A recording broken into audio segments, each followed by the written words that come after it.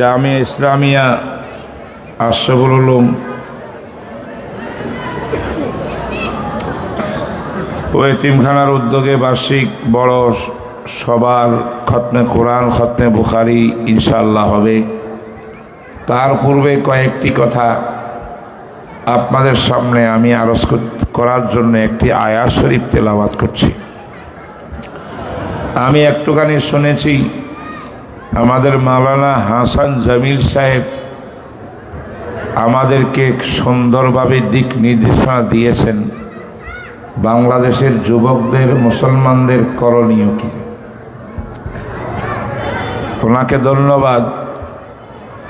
বাকি আমি যে আয়াতটা তেলাওয়াত করছি এই আয়াতের ভিতরে আল্লাহ পাক রব্বুল আলামিন তিনটা জিনিস করার জন্য আমাদেরকে অর্ডার দিছেন, হুকুম দিছেন, আর তিনটা কাজ থেকে বিরত থাকার জন্য অর্ডার দিয়েছেন। মুফাসসিরিনে কেরাম তাফসীর কারকগণ বলেছেন এই ছয়টা জিনিস হলো বিশ্বের ভিতরে একটা শান্তিময় ইসলামী দেশ গড়ার পদ্ধতি। বলেন সুবহানাল্লাহ। আমাদের বাংলাদেশকে ইসলামী দেশ করতে চাই কিনা আমরা? কোরআন সুন্নাহর শাসন ব্যবস্থা এই জমিনে হোক, এটা চাই কিনা? এবং এই দেশ থেকে জুলুম, অন্যায়, চুরি, ডাকাতি, রাহাজানি, ছিনতাই, মদ, জুয়া, মানুষকে হত্যা করা সহ সমাজে যত প্রকারের অবিচার অন্যায় আছে সব অবিচার অন্যায়কে উৎখাত করে এই জমিনে সুবিচার প্রতিষ্ঠা যেদিন করা যাবে সেই দিন ইনশাআল্লাহ এই দেশটা ইসলামী দেশ হবে। ঠিক না বেঠিক বলেন? এখন আমরা ইসলামী দেশ কেমনে করব? আমাদের বাংলাদেশকে ২৪শে জুলাইয়ের বিপ্লবের পর আল্লাহ পাক আমাদেরকে একটা সুযোগ দিয়েছেন, যেমন একটু আগে আলোচনা করা হয়েছে। এই সুযোগ থেকে আমরা কিভাবে লাভবান হব, পদ্ধতিটা কি হবে? নারায়ে তাকবীর দিলে তো আর ইসলাম কায়েম হয়ে যাবে না। এই ব্যাপারে আল্লাহ পাক কোরআনের মধ্যে কি বলেছেন এই জিনিসটা সামান্য আলোচনা করার জন্য কোরআনে কারীমের সূরাতুন নাহলের ৯০ নম্বর আয়াতখানা আমি তেলাওয়াত করেছি। বন্ধুরা আমার, যারা আজকে ইসলামী বিপ্লব এই দেশে হবে বলে মনে করেন এবং ইসলাম দিন দেশের মাটির জন্যে বুকের তাজা রক্ত দিয়ে অনেক যুবক যুবতী শাহাদত বরণ করলেন, আমরা তো জানতে পারলাম না, তারা তো শহীদ হয়ে গেল, এক সাগর রক্ত দিয়ে গেল। আমরা আমাদের এই দেশটাকে আগের পদ্ধতি থেকে নতুন পদ্ধতিতে ইনসাফ সুবিচার প্রতিষ্ঠা করব কিভাবে, কি কি কাজ করলে এই দেশে ইসলাম কায়েম হবে, আর কোন কোন কাজের দ্বারায় দেশটা অনিসলামিক হয়ে যাবে, এটার একটা মাপকাঠি আল্লাহ পাক কোরআনের আয়াতের মধ্যে দিয়েছেন। বলেন সুবহানাল্লাহ। আল্লাহ পাক এই আয়াতটি নাজিল করেছেন। এটার চমৎকার একটা শানে নজরুল তাফসীরের কিতাবে লিখেছে জনাবে রাসূলুল্লাহ সাল্লাল্লাহু আলাইহি ওয়াসাল্লাম একদিন নিজের ঘরের ছাদের উপরে বসা ছিলেন। সেখানে ওনার দুধভাই ছিলেন একজন হযরত ওসমান ইবনে মাবউন রাদিয়াল্লাহু তাআলা আনহু। তিনি রাসূলের দুধভাই এসেছেন আল্লাহর নবীর সঙ্গে সাক্ষাৎ করার জন্যে। উনি বারবার আসেন, আসিয়া ইসলামেও বাহ্যিকভাবে কবুল করেছেন, কিন্তু অন্তরের অন্তঃস্থল থেকে পুরা ইসলাম ওনার দিলে ঢুকে নাই। উনি পাক্কা এখনো মুমিন হন নাই, তবে নবী আলাইহিস সালামের দরবারে বারবার আসা যাওয়া বলেন না করতেছিলেন। একদিন আসলেন, আল্লাহর নবী বললেন, ওসমান তুমি একটু বসবা আমার কাছে। ওসমান বললেন, ভাই ইয়া নবী আল্লাহ, আমি তো বসতেই এসেছি। অবশ্যই বসবো। তখন বাইকে বসাইলেন, দুধ বাইতে ওইটা বসায়া আল্লাহর নবী এই ব্যক্তির দিকে, ভাইয়ের দিকে পুরাপুরি নিজের দেহকে, শরীরকে মোতাবাজ্য করিয়া একবারে সামনাসামনি বড় রুদ্রতার বৈঠকের মতো দুইজন পরস্পর কথা বলছেন। আমার নবী তাকে নসিহত করতেছেন, উপদেশ দিচ্ছেন। এই অবস্থার ভিতরে ওসমান ইবনে মাযউন রাদিয়াল্লাহু তাআলা আনহু বলেন, আমি হঠাৎ দেখলাম কি নবী আলাইহিস সালাতু ওয়াস সালাম আমাকে বাদ দিয়া ওনার চোখের দৃষ্টি আকাশের দিকে উঠে রয়েছে এরকম ভাবে। আমি চিন্তা করলাম তিনি তো আমার সঙ্গে কথা বলতেছিলেন, হঠাৎ করে আকাশের দিকে দৃষ্টি কেন? যাই হোক, হয়তো চলে আসবেন, দৃষ্টি নামাই ফেলবেন। কিন্তু তিনি বলেন অনেকক্ষণ পর্যন্ত আকাশের দিকে তাকাই রইলেন, আর নবীজি আপন অবস্থার মধ্যে নাই। সম্ভবত আমি যে ওনার সামনে আছে এটারও খবর নাই। সুবহানাল্লাহ। আমি দেখলাম অনেকক্ষণ যাবৎ আল্লাহর মাহবুব আকাশের দিকে তাকিয়ে থেকে বহুক্ষণ পরে নবীজি নিজের দৃষ্টি শক্তিকে নিচের দিকে নামাইছে। এবার আমি মনে করলাম আমার সঙ্গে কথা বলবেন। না না, কি দেখলাম আল্লাহর নবী দৃষ্টি শক্তিটা নিচের দিকে নামায়া ডান দিকে ফিরে গেলেন। এইভাবে কথা, আমি এদিকে বসা, আমার নবীও আমার সামনে ছিল। হঠাৎ করে নবীজি ডান দিকে ফিরে গেলেন। ফিরিয়া এবার একবারে আরো নিজের মাথাকে নিচু করে যেন প্রাইভেট কোনো বিশেষ ব্যক্তির সঙ্গে কানা গোসা কানে কানে কথা বলতেছেন, এরকম ভাবে মাথাটা ঝুঁকাই দিলেন নিচের দিকে এরকম ভাবে। আমি ওসমান তাকিয়ে দেখতেছিলাম আল্লাহ নবীর এই অবস্থাগুলো। অনেকক্ষণ পরে কি দেখলাম, আল্লাহ নবী কিছুক্ষণ পরে ওই লোক কথা বলতেছিলেন, এমন করে বলতেছিলেন যেন নবীজি কেউ কোনো কথা বলতেছেন। আল্লাহ নবী মাথা নাড়াইয়া নাড়াইয়া তার কথাবার্তা শুনতেছিলেন। এরপরে আবার দেখলাম আল্লাহ নবী আকাশের দিকে তাকাই রইলেন অনেকক্ষণ তাকায়া, অতঃপর দৃষ্টি শক্তি নিচের দিকে নামাইলেন। নামাইয়া স্বাভাবিক হইয়া আমার সামনে বসলেন। এবার আমাকে আগের মতো কথাবার্তা বলা আরম্ভ করলেন। আমি বললাম, ইয়া রাসূলুল্লাহ, ইয়া নবী আল্লাহ, কি দেখলাম আপনার আজীব এক অবস্থা। কতবার আপনার দরবারে আমি আসছি আর গেছি, কোনোদিন তো এরকম কোনো অবস্থা আমি দেখি নাই। হঠাৎ করে আজকে কি দেখলাম? আল্লাহর নবী বলেন, ওসমান তুমি কি দেখলা একটু আমাকে বলো। কয় যে আমি তো এখনই দেখলাম আপনি কথা বলতেছিলেন আমার সাথে, হঠাৎ করে আকাশের দিকে অনেকক্ষণ তাকিয়ে রইলেন বহুক্ষণ পর্যন্ত, আবার তারপরে দৃষ্টি নামাইলেন, আবার ডান দিক দিয়া ফিরলেন, একবারে মাথাকে নিচু করি কার সঙ্গে যেন অনেকক্ষণ কথা বললেন। এরপরে আবার আকাশের দিকে তাকাইলেন অনেকক্ষণ। এইগুলো আমি দেখলাম। আল্লাহ নবী বলে, ওসমান তুমি কি এগুলা সব দেখেছো? বলে, হ্যাঁ অবশ্যই দেখেছি, এখন তো আমার সামনে হয়েছে এগুলা। আল্লাহ নবী সাল্লাল্লাহু আলাইহি ওয়াসাল্লাম ওসমান থেকে কথাবার্তাগুলো শুনে কে, ওসমান আসল কথা হলো বাআসাল্লাহু তাআলা রাসূলাহু ইলাইয়া, আমার কাছে আল্লাহ পাক তার রসুল দূত তথা ফেরেশতা পাঠাইয়েছিলেন। সুবহানাল্লাহ।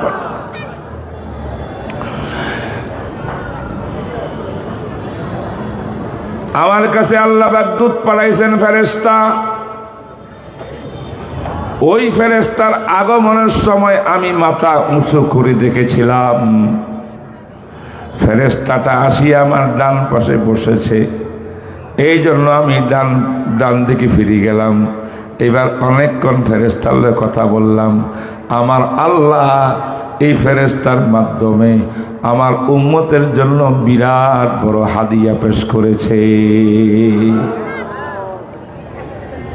এবার উসমান বেকুল হয়ে গেলেন, ইয়া রাসূলুল্লাহ, আমি একটু জানতে চাই ফেরেশতার মাধ্যমে আল্লাহ পাক কি পাঠাইলেন, কি খবর কি? একটু মেহেরবানি করে আমাকে বলেন। তখন জনাবে রাসূলুল্লাহ সাল্লাল্লাহু আলাইহি ওয়াসাল্লাম বলেন, আল আন, এখনই ফেরেশতা মাধ্যমে আল্লাহ পাক আমার কাছে একটি আয়াত নাযিল করলেন। এই আয়াতটা হইল সূরা নাহলের 90 নম্বর আয়াত। আল্লাহ পাক কি বলছেন? তখন ওসমানের সামনে প্রথমবারের মতো নবীজি এই আয়াতটা তেলাওয়াত করে শোনালেন। বলেন সুবহানাল্লাহ। সে আয়াতটা কি? ইন্নাল্লাহা ইয়ামুরু বিল আদলি ওয়াল ইহসান ওয়া ইতা'i যিল কুরবা ওয়া ইয়ানহা আনিল ফাহশাই ওয়াল মুনকারি ওয়াল বাগই ইয়া'iযুকুম লা'আল্লাকুম তাযাক্কারুন। এই আয়াত নাযিল করেছেন। এই আয়াত খলিফা ওমর ইবনে আব্দুল আজিজের নাম শুনছেন নাকি আপনারা? 5 জন ইসলামের খলিফায়ে রাশেদ ছিলেন। 4 জনকে আমরা চিনি, আবু বকর, ওমর, ওসমান, আলী। কিন্তু এই 4 জনের সাথে অনেক পরে আসা সাহাবী নন, তাবি, বনি উমাইয়ার একজন খলিফা 99 হিজরির ভিতরে তিনি রাষ্ট্রপ্রধান হয়েছিলেন, খলিফাতুল মুসলিমিন হয়েছিলেন। তার নাম ওমর ইবনে আব্দুল আজিজ রহমতুল্লাহ আলাইহি।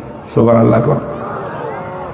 সেই ওমর ইবনে আব্দুল আজিজ খলিফা ওমর ইবনে খাত্তাব রাদিয়াল্লাহু তাআলা আনহু মুসলিম দেশে যে ইনসাফ কায়েম করেছিলেন, সুবিচার কায়েম করেছিলেন, প্রত্যেকটি মানুষকে তার অধিকার পৌঁছাই দিয়েছিলেন। কোন মানুষ, কোন গরিব বা ধনী, কোন ব্যক্তি গায়ের জোরে, ক্ষমতার জোরে, শক্তির জোরে কোন দুর্বল মানুষের উপরে অত্যাচার করতে পারবে না, বেবিচার করতে পারবে না। প্রত্যেকটা মানুষ তার হক 100% ফিরিয়ে পাবেন। এই পুরা ব্যবস্থা তিনি করেছিলেন। ওই ওমর ইবনে খাত্তাব যে আদল ইনসাফ দুনিয়াতে রেখে গেছিলেন, সে নতুনভাবে তাজা করেছিলেন হযরত ওমর ইবনে আব্দুল আজিজ রহমতুল্লাহ আলাইহি। এই আয়াতটার ওমর ইবনে আব্দুল আজিজ রহমতুল্লাহ আলাইহি যখন খলিফাতুল মুসলিমিন হইলেন, তিনি অর্ডার দিলেন, আজ থেকে যেই কোনো মসজিদের খতিব খুতবা দিবে, তার খুতবার একটা পাঠ হবে কোরআনে কারীমের সূরা নাহলের 30 নম্বর আয়াত। বলেন সুবহানাল্লাহ। এই জন্য আমরা জুমার দিন খতিব সাহেবদের মুখ দিয়ে শুনি না, আয়াতটা শুনি না কি? ইন্নাল্লাহা ইয়ামুরু বিল আদলি ওয়াল ইহসান ওয়া ইতা'i যিল কুরবা ওয়া ইয়ানহা আনিল ফাহশাই ওয়াল মুনকার ওয়াল বাগই ইয়া'iযুকুম লাআল্লাকুম তাযাক্কারুন। এই আয়াতটা খতিব রাজে খুতবার মধ্যে পড়ে, এটা আবিষ্কার করেছেন প্রথম হযরতে ওমর ইবনে আব্দুল আজিজ রহমতুল্লাহ আলাইহি। কেন জানেন? আল্লাহ পাক 3টা কাজ করতে বলেছেন। ও আমার ভাইরা, পরিষ্কার বুঝেনি, এইটা আমল করি। আল্লাহর কসম করি বলতেছি, সারা দিন চিৎকার করলে, সারা দিন মিটিং আর মিছিল করলে ইসলাম কায়েম হবে না। ইসলাম কায়েম হওয়ার জন্য আগে ইমানের স্পিরিট বৃদ্ধি করতে হবে। ইমানের স্পিরিট বৃদ্ধি করতে হবে, এমন এক ইমান পয়দা করতে হবে কোন বাতিলের সামনে সে মাথা নত করবে না, জান দিয়া দিবে, বুকের তাজা রক্ত দিয়া দিবে, আরেকজন হাদি হয়ে যাবে, আবু সাইদ হয়ে যাবে, কোন বেঈমানকে তাওয়াক্কুফ ফরওয়াই করবে না। ঠিক না? ঠিক। মজবুত ইমান আমার পয়দা করতে হবে। সে ইমানটা কি বলবো? সেটা বলে লা ইলাহা ইল্লাল্লাহু মুহাম্মাদুর রাসূলুল্লাহ। এই যে কালমা একটা আমরা পড়ি, তাওহীদের কালমা, কালমায়ে তাওহীদ, আমরা তো মুখে বলি দিই, হ্যাঁ লা ইলাহা ইল্লাল্লাহ মুহাম্মাদুর রাসূলুল্লাহ, জিকির আজকার করি। অনেক সময় আমরা মনে করছি আমাদের ইমান মজবুত। না না না না বন্ধুর, একটা কথা বলি, প্রয়োজনে একটু লেট হইলে একটা হাদিস শোনাই দিই। রাসূলুল্লাহ সাল্লাল্লাহু আলাইহি ওয়াসাল্লাম বলছেন, হে আমার সাহাবারা, হে আমার উম্মত, মনে রাখবা যত আমল বিধিবিধান আল্লাহ পাক শরীয়তের আমাদেরকে দান করেছেন। এই সমস্ত বিধি বিধানের একটা বাহ্যিক সুরত আছে আর একটা বিতর্গত হাকিকতার রুহানিয়ত আছে। বলেন সুবহানাল্লাহ। নামাজ পড়ি, নামাজ বলেন কেমনে পড়েন? সুন্দর করে ওযু বানায়া, যায় নামাজে দাঁড়াইয়া, মসজিদে গিয়া একবারে দাওয়াতুল হকের পদ্ধতিতে সুন্নত মোতাবেক আমরা আল্লাহু আকবার নিয়ত বানতেছি, তারপরে কেরাত পড়লাম, সানা বললাম, আবার রুকুতে গেলাম, রুকুতে উঠলাম, আবার সিজদা গেলাম। এই যে উঠা বসা যা কিছু করলাম, এইটার নামাজের বাহ্যিক সূরত। কি বলেন? জোরে করতে, এটা কি বাহ্যিক সূরত? আসল নামাজ কোনটা? নামাজের হাকিকত কি? নামাজের রুহানিয়ত কি? নামাজের রুহানিয়ত হলো নামাজের মধ্যে দাঁড়ানোর অর্থ পুরা পৃথিবী মাথার থেকে গায়েব, হে আর কিচ্ছু জানে না, কিচ্ছু চিনে না, তার সামনে এক আল্লাহ আছেন, মাহবুদ আছেন, মাহবুদের সামনে দণ্ডমান হয়েছে, আল্লাহু আকবার। তার অন্তর চোখ খুলিয়া দেখে আল্লাহ পাক সামনে দাঁড়িয়ে আছেন। বলে সুবহানাল্লাহ। আনতা আবুদাল্লাহ কাআন্নাকা তারা ফাইন লাম তাকুন তারাহু ফাইন্নাহু ইয়ারাক। জিবরিল আমিন আলাইহিস সালাতু ওয়াস সালাম ছদ্মবেশে আসিয়া আল্লাহর নবীর দরবারের মধ্যে এসেছেন। এসে বসে গেছেন, নবীর হাঁটুর সঙ্গে হাঁটু লাগাইয়া চারটা প্রশ্ন করেছেন। ইয়া মুহাম্মদ, ও মুহাম্মদ, আখবিরনি আনিল ঈমান, একটু বলবেন নাকি ঈমান কাকে বলে? আমার নবী উত্তর দিলেন। 2 নম্বর প্রশ্ন করলেন, মাল ইসলাম, ইসলাম কাকে বলেন? নবীজি উত্তর দিলেন। 3 নম্বর প্রশ্ন করলেন, মাল এহসান, এহসান মানে ঈমান ইসলাম পরিপূর্ণতা আসিয়া ঈমান ইসলামের মধ্যে রুহানিয়ত হাকিকত যখন একত্রিত হবে তখন সেটার নাম এহসান। এবার এহসানের প্রশ্ন যখন করছে, আল্লাহ নবী উত্তর দিলেন, আনতা আবুদাল্লাহা কাআন্নাকা তারাহু ফাইন লাম তাকুন তারাহু ফাইন্নাহু ইয়ারাক। তুমি যেই কোনো ইবাদত, যেই কোনো গোলামি আল্লাহ পাকের যেই কোনো ইবাদত তুমি করবা, নামাজ বলি কোনো কথা না, এমন করে তুমি ইবাদতটা করবা, সেটা করতে গিয়া দুনিয়ার থেকে বেখবর হইয়া আল্লাহকে হুজুরিয়ে কলব রাখতে হবে, দিলের মধ্যে আল্লাহর মারিফত অর্জন করতে হবে, গুণাবলী অর্জন করতে হবে, এমন স্পিরিট, এমন ইয়াকিন, বিশ্বাস আল্লাহর প্রতি রাখতে হবে। তাই অন্তর চোখ খুললে সাথে সাথে আল্লাহকে সামনে দেখা যাবে। এটা কি? এটা হল নামাজের হাকিকত। বুঝতে পেরেছেন? আচ্ছা, আরেকটা হাদিস বলি। জনাবে রাসূলুল্লাহ সাল্লাল্লাহু আলাইহি ওয়াসাল্লামের এক আশেক, তার নাম হযরত হারেসা ইবনে মালিক, ওয়া ফি রাওয়ায়াতিন ইবনে নোমান। বাবার নামে পার্থক্য আছে, ছেলে একটা, সাহাবী হলেন হারেসা। একদিন নবীর আশেক একদম ঘরের ভিতরে আব্বা আম্মার খেদমত করেন, রাত্র যাপন ঘরে করেন। সকাল ভোর হইয়া গেলে তাকে আর দড়ি দিয়ে বাঁধিয়ে রাখা যায় না, এক দৌড়ে বিশ্ব নবীর দরবারে আসিয়া নবীর সামনে বসিয়েছেন। বলে সুবহানাল্লাহ।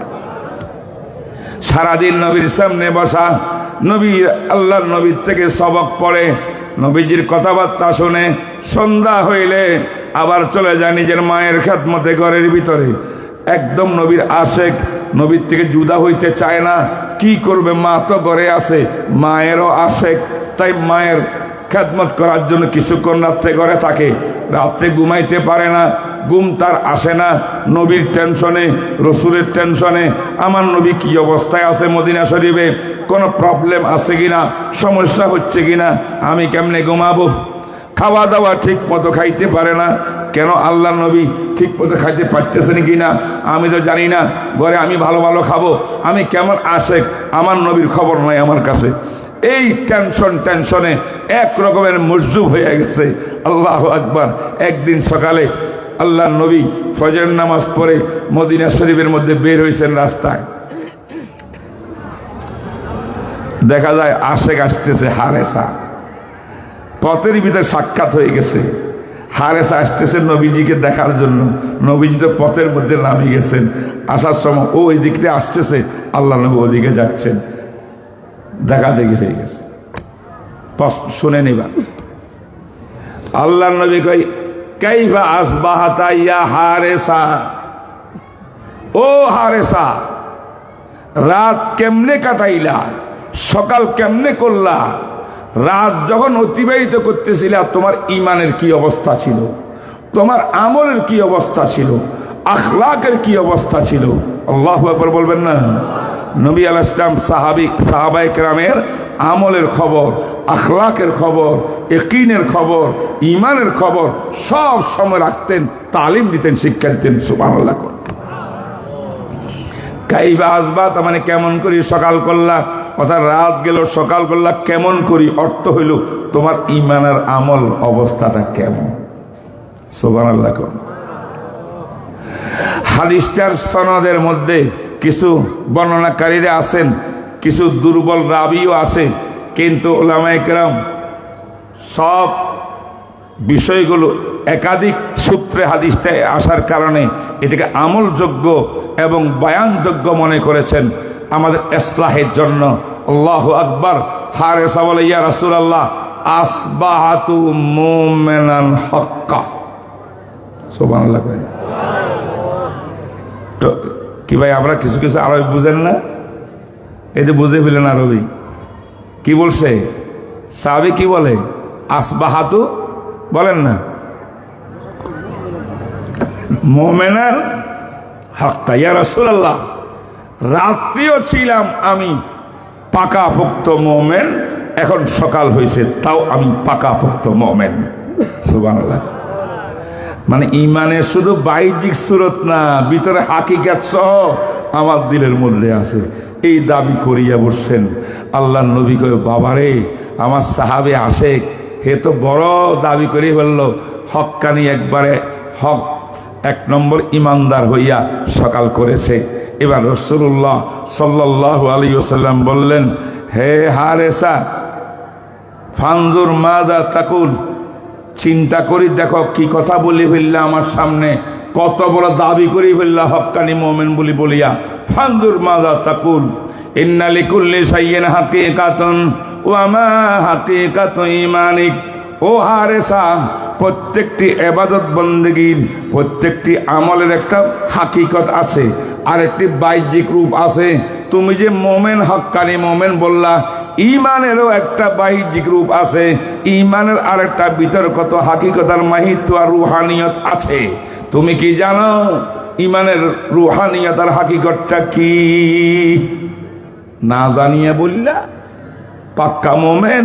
জানো তুমি ইমানের একটা বাহ্যিক অবস্থা, একটা বিতর্কত অবস্থা। সুবহানাল্লাহ। এই কথাটা এই জন্য শুনাইতেছি, আজকে আমরা সবাই ইমানদার না? কি বলেন? দাবি আছে না আমাদের আমরা ইমানদার কিনা? বলেন ইনশাআল্লাহ আমরা সবাই ইমানদার, ইমান আনছি। আমানতু বিল্লাহি ওয়া মালাইকাতিহি ওয়া কুতুবিহি ওয়া রুসুলিহি ওয়াল ইয়াউমিল আখির ওয়াল কদরি খাইরিহি ওয়া শাররিহি মিনাল্লাহি তাআলা ওয়াল বাসি বাদাল মাউত। ঈমান নাই? বলেন না নাই? আছে।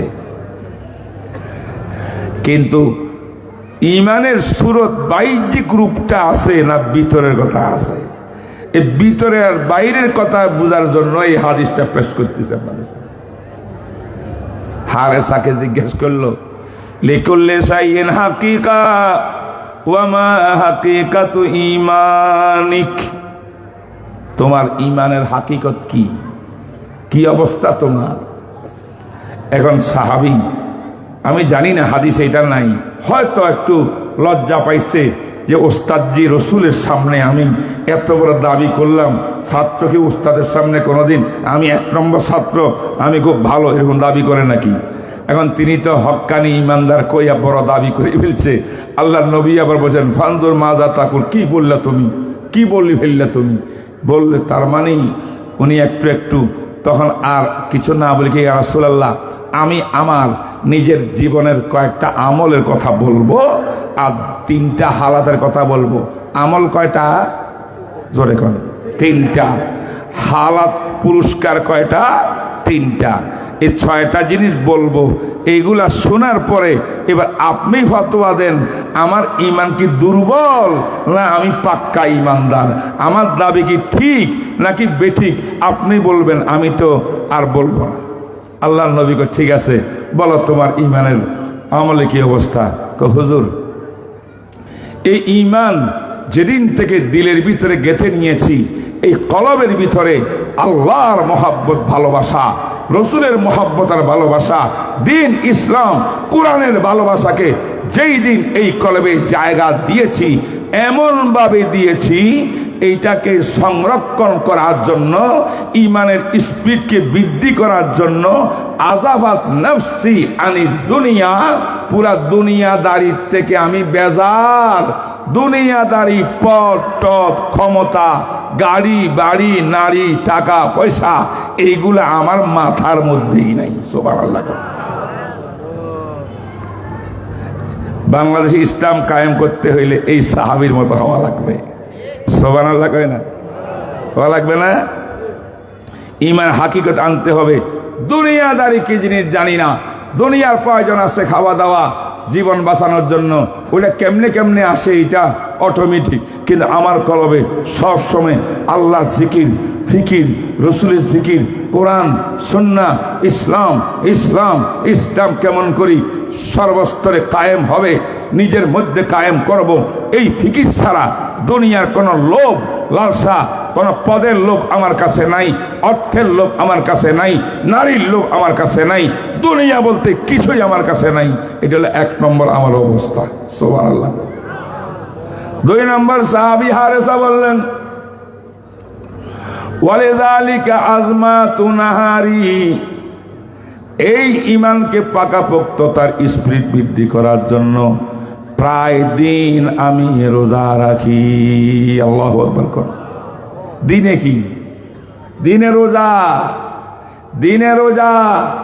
দুনিয়ার কুকুর না, দুনিয়া হলো জি পালনা পাক, তালেবুহা কিলাব।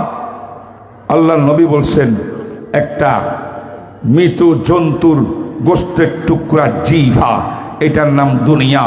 এই দুনিয়ার পিছে তারা লালায়িত পাগলের মতো ছুটছে। আল্লাহর সঙ্গে সম্পর্ক নাই, নামাজের লগে সম্পর্ক নাই, ইসলামের কোনো বিধান হে চায় না, মানেও না, দুনিয়ার পিছনে নাচতেছে। এই ব্যক্তি হলো কুকুরের মতো। এমন যেন মুসলমান না হয়।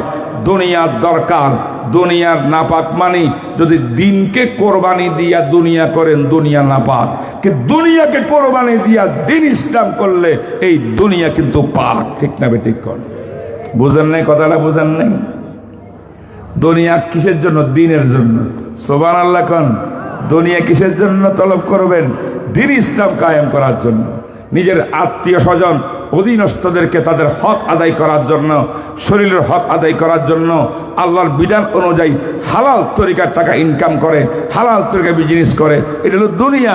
এই দুনিয়া মন্দ নয়। ফাইদা কুদিয়াতিস সালাত, নামাজের দায়িত্ব আল্লাহর হক আদায় করার পরে ফান্তাশিরু ফিল আরদ, বাজারে ঘাটে ছড়িয়ে পড়ো, ব্যবসা বাণিজ্য করো।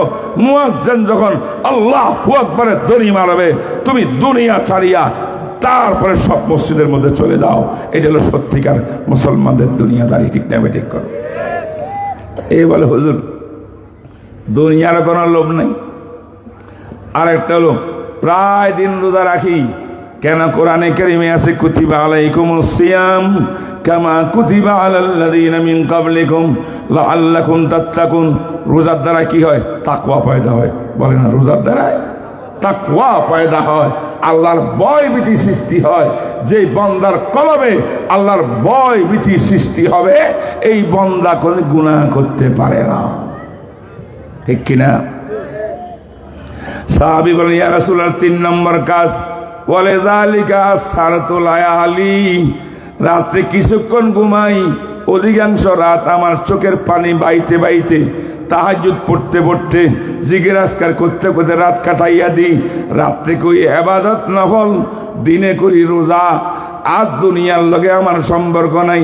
এই 3টা আমল আমার কাছে আছে। এই 3টা আমল কেন করি? ইমানের স্পিরিট বৃদ্ধি করার জন্য। এটা করলে আমার ইমান তাজা হয়। সাহাবী কই, ইয়া রাসূলুল্লাহ, আমি এই 3টা আমল করার কারণে আল্লাহ পাক আমাকে 3টা পুরস্কার দিয়েছে। সুবহানাল্লাহ। কয়টা পুরস্কার? আল্লাহর নবী আগ্রহের সঙ্গে শুনতে চাইলেন, কি পুরস্কার দিয়েছে তোমাকে? সে বলে, কান্নি আনজুরু ইলা আরশির রহমানি বারিজা। ওগো আল্লাহর মাহবুব, আপনার এই আশেক নবী, আশেক সাহাবী জমিনে চলে, মদিনার গলিতে হাঁটে, চোখ বন্ধ করি, অন্তর চোখটা খুলে দিলে আমি অন্তর চোখ দিয়া আরশে আজিমকে আমি খোলা দেখতে পাই। এটা পুরস্কার, এটা আমলের কি পুরস্কার? সুবহানাল্লাহ। কোন আমরা তো আল্লাহর ওলিদের কেরামত ইত্যাদিগুলো বিশ্বাস করতে চাই না, আর একদল আছে এগুলোকে বেদাত করিয়ে ছাড়িয়ে দিছে মুসলমানদেরকে। দেখেন, এই সাহাবী বলে, নবীজির সামনে আমি হাঁটাহাঁটি করি মদিনার গলিতে রসুলের সামনে, কিন্তু আমি চোখ বন্ধ করলে আমার অন্তর চোখ দিয়া চোখে, এই চামড়ার চোখে দেখতে যেমন লাগে, অন্তর চোখ দিয়ে ঠিক তেমনি আরশে আজিমকে আমি দেখতে পাই। 2 নম্বর পুরস্কার, কান্নি আনজুরু ইলা আহলিল জান্নাতি ইয়াতাজাওয়ারুন। আমি বেহেশত দেখি এখান থেকে, বলেন সুবহানাল্লাহ। বেহেশতের মধ্যে কি দেখা যায়? বেহেশতবাসী দলে দলে একদল আরেক দলের সঙ্গে সাক্ষাৎ, মোলাকাত, মোয়ানাকা, মিষ্টি খাওয়া দাওয়া, ফুর্তি আনন্দ করতে আসে। আমি মদিনার থেকে আমি দেখতে পাই জান্নাতবাসীকে, বলেন সুবহানাল্লাহ। এটা 2 নম্বর পুরস্কার। 3 নম্বর পুরস্কার, কান্নি আনজুরু ইলা আহলিন নারি ইয়াতাযাগুন। আমি জাহান্নামবাসীকে দেখতে পাই, জাহান্নামের লোকগুলাকে দেখতে পাই, এবং তাদের আযাবের শাস্তি, কঠিন শাস্তি যখন শুরু হয়, তাদের চিৎকার, বিকট চিৎকারগুলো আমার কানের মধ্যে আসিয়া বাড়ি খায়। আল্লাহ রসুল পুরা বক্তব্য শুনিয়া, হাদিসের মধ্যে আছে, কইয়া হারেসা কাদ আরাফতা। সুবহানাল্লাহ। কাদ আরাফতা, বলেন না আরাফতা, বলেন জোরে বলেন আরাফতা। রসুল বলেন, হে হারেসা, তুমি আল্লাহর মারেফত অর্জন করে ফেলেছ। ফালজাম ফালজাম ফালজাম সালাসা মাররাত। এই স্পিরিটকে ইমানের ধরে রাখো, ধরে রাখো, ধরে রাখো। সুবহানাল্লাহ। এবার বুঝছেন না ইমানের জাহের আর বাতেন? বাহ্যিক ইমানের সুরত নিয়া এই দেশে বাতিলের মোকাবেলা, নাস্তিকের মোকাবেলা করা যাবে না। অতীত যায় নাই, মুসলমানের কমতি ছিল না। এখন যেমন মুসলমান, আগেও আমরা ছিলাম, কিন্তু আমাদের আরো বড়রাও ছিল, বাতিলের সঙ্গে মোকাবেলা করে পারে নাই। এই দেশে জুলুম যায় নাই, অন্যায় যায় নাই, মারামারি কাটাকাটি যায় নাই, গরিবদের উপরে জুলুম শেষ হয় নাই, কোনো মানুষ তার অধিকার পূরণ করতে পারে নাই। খুন করে একজনে, খুনিকে বাদ দিয়া নিরীহ মানুষের নামটা ওইখানে ঢুকাই দিয়া তাকে ফাঁসি দেয়, এমন ঘটনা এই জমিনে আছে না নাই? আরে পারিবারিকভাবে দেখেন, যুবতী ছেলে, যুবক ছেলে, যুবতী মেয়ে, কত শিক্ষা দীক্ষা করাছে পিতা মাতা, হঠাৎ করে রাত্রে কি যেন ব্যস্কম হয়েছে, নিশা টিশা খাইয়ে আসিয়া মাকে জবাই করে দিয়েছে, বাপকে জবাই করে দিয়েছে, এমন ঘটনা ঘটে নাই? এটা কি ইসলাম? মুসলমানের কাজ? কেন হয়? কেন হয়? উত্তর, ঈমান আমাদের ভিতরে ঢুকতে পারে না। কথা বলে না? তাইলে আমাদের পাকাপোক্ত ঈমান মুমিন হইতে হবে, ঈমান মজবুত করতে হবে। আমরা বিশ্বাস করতে হবে, লা ইলাহা ইল্লাল্লাহ, আল্লাহ আমার মাবুদ, আল্লাহ আমার খালেক, আল্লাহ আমার আইনদাতা, আল্লাহ আমার বিধানদাতা।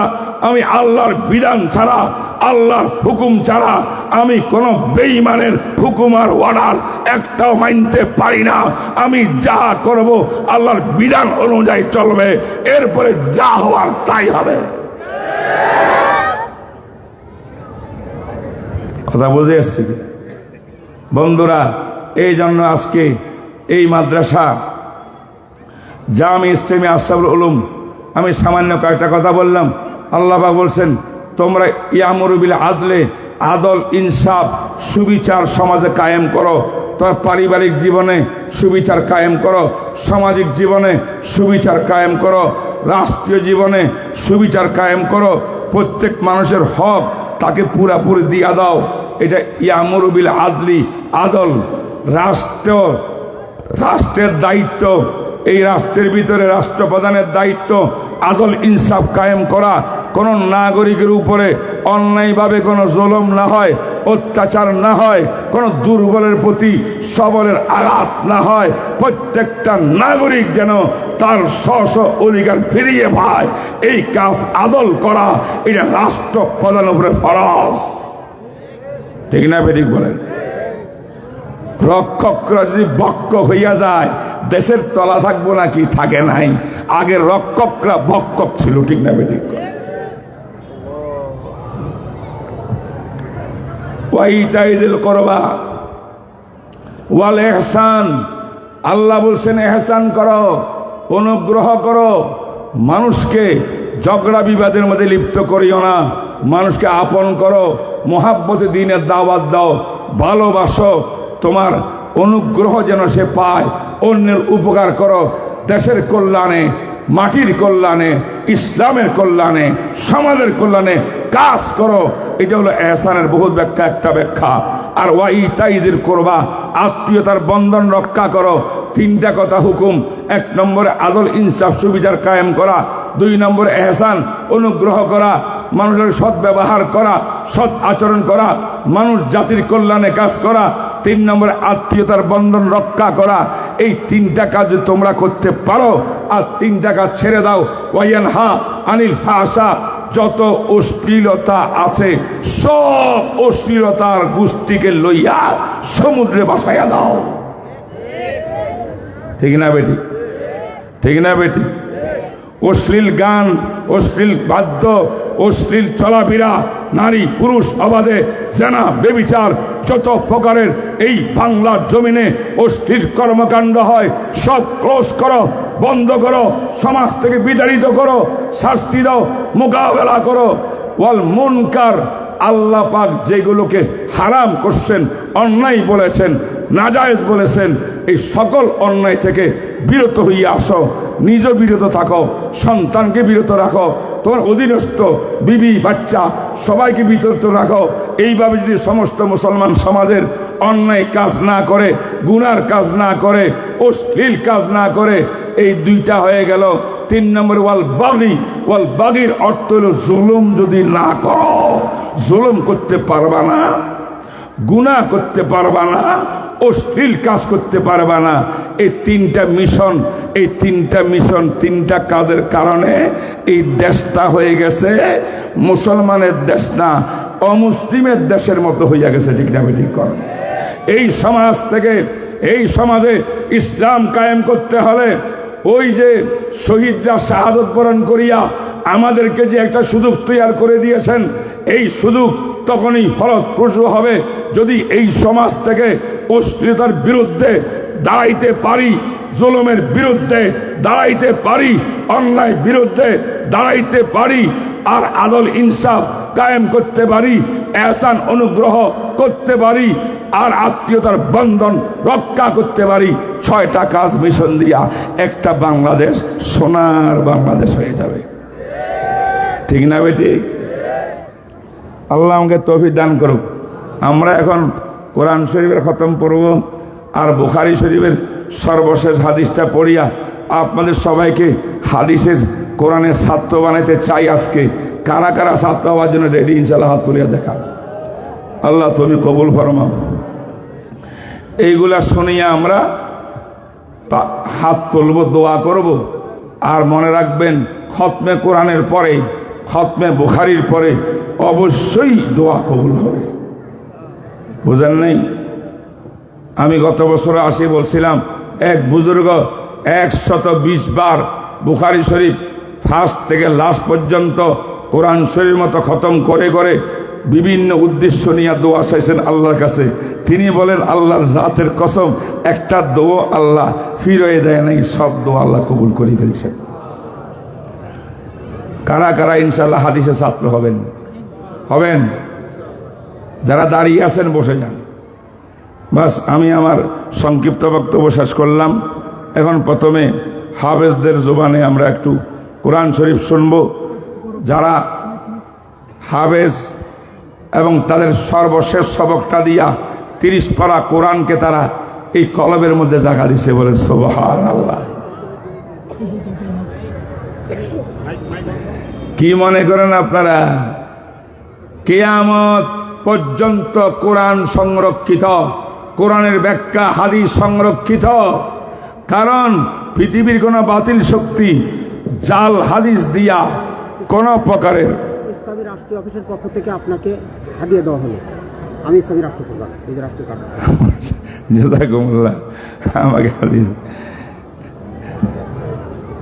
আমার ভাইরা, কোরআন সংরক্ষিত আছে না নাই? কিয়ামত পর্যন্ত কোন জায়ের জবর নোক্তাকে পরিবর্তন করতে পারবে? কোন বেঈমান পারবে? অতীতে অনেক চেষ্টা বিশ্বের বিভিন্ন জায়গায় করেছিল কোরআনকে পরিবর্তন করার জন্যে, পারছে নাকি? সব চলে গেছে, কোরআন আছে। কথা কয় না? ষড়যন্ত্রকারীরা নাই, কোরআন আছে। ষড়যন্ত্রকারীরা আবার আসবে, আবার যাবে। 30 পারা কোরআন শেষ মুহূর্ত পর্যন্ত পৃথিবীতে বাকি থাকবে। আর বাহ্যিক হাতের লেখা কোরআন যদি কোনো সময় কোনো শত্রু বাহিনীরা জ্বালায়া পোড়াইয়া নষ্ট করে দেয়, পড়ার অযোগ্য করি ফেলে, লক্ষ লক্ষ হাফেজে কোরআন সিনার ভিতরে কোরআন লইয়া দাঁড়াই যাবে। ঠিক না? সে হাফেজরা এখন কথা বলবে। আল্লাহ তৌফিক দান। কজন হাফেজ?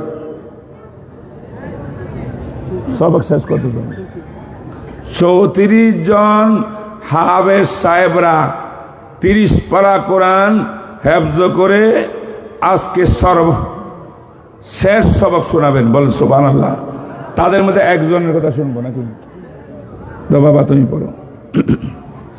মনোযোগ, মনোযোগ। কোরআন শরীফ পড়া হবে একদম 100% মনোযোগ। আসসালামু আলাইকুম ওয়া রাহমাতুল্লাহি ওয়া বারাকাতুহু। কুরআনে কারীম তেলাওয়াত করার বিশেষ 3টি ফায়দা ও 2টি আদব। ফায়দা 3টি এই। নাম্বার 1, কুরআনে কারীম তেলাওয়াত করিলে দিলের জং দূর হয় এবং দিল পরিষ্কার হয়। মাশাআল্লাহ। নাম্বার 2, কুরআনে কারীম তেলাওয়াত করিলে আল্লাহ তাআলার মহব্বত বাড়ে এবং তাহার নৈকট্য লাভ হয়। নাম্বার 3, কুরআনে কারীম তেলাওয়াত করিলে প্রত্যেকটি হরফের বিনিময়ে কমপক্ষে 10টি করে নেকি পাওয়া যায়, চাই সে বুঝিয়া পড়ুক অথবা না বুঝিয়া পড়ুক। যাহারা বলে যে না বুঝিয়া পড়লে কোনো ফায়দা নেই, তাদের কথা ঠিক নয়। আদব 2টি এই। নাম্বার 1, শ্রোতাগণ ধীরে ধীরে এই খেয়াল করিবে যে এখানে আল্লাহ তাআলার সহিত কালাম তেলাওয়াত করা হচ্ছে, তাই খুব আজমত ও মুহাব্বতের সহিত শুনিতে হইবে। নাম্বার 2, তেলাওয়াতকারী ধীরে ধীরে এই খেয়াল করিবে যে আল্লাহ তাআলা বলিতেছেন, পড়ো দেখি আমার কালাম কত সুন্দর করিয়া পড়িতে পারো, তাই আমি আল্লাহ তাআলাকে শুনাইবার জন্যই পড়িতেছি। মাশাআল্লাহ। জি। আউযু বিল্লাহি মিনাশ শাইতানির রাজীম। বিসমিল্লাহির রহমানির রহিম।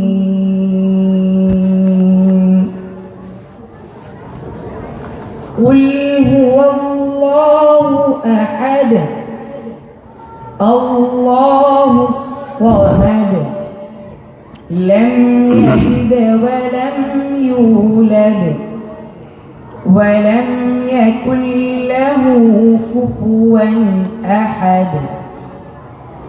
সূরাতুল ফালাক মাক্কিয়াহ। বিসমিল্লাহির রহমানির রহিম।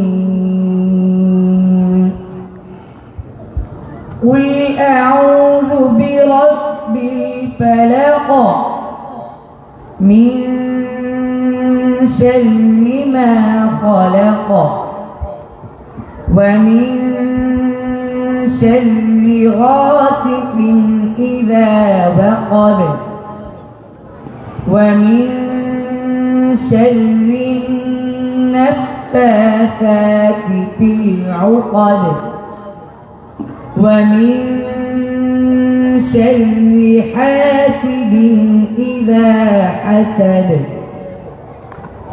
سورة الناس مكية. بسم الله الرحمن الرحيم.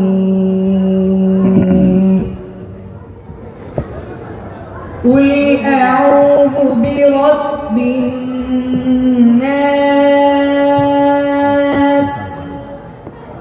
ملك الناس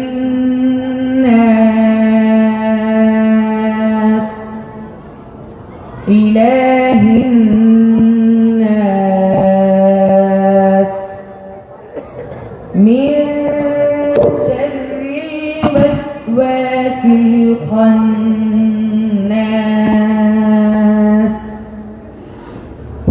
الذي يوسوس في صدور الناس من الجنة والناس.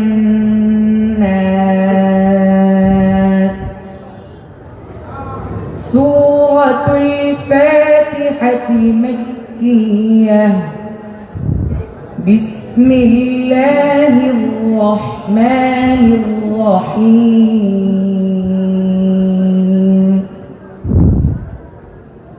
الحمد لله رب العالمين الرحمن الرحيم مالك يوم الدين. إياك نعبد وإياك نستعين. اهدنا الصراط المستقيم صراط الذين أنعمت عليهم غير المغضوب عليهم ولا الضالين.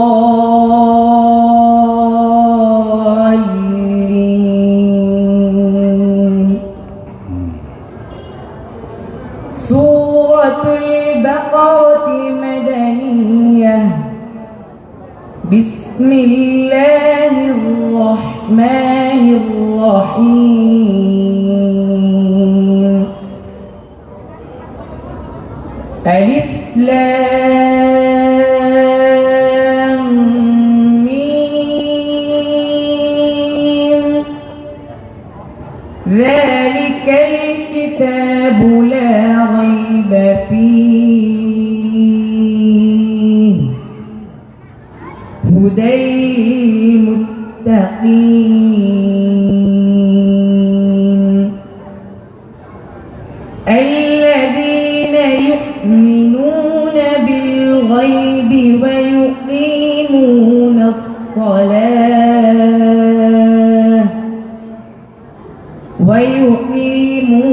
الصلاة ومما رزقناهم ينفقون. والذين يؤمنون بما أنزل إليك وما أنزل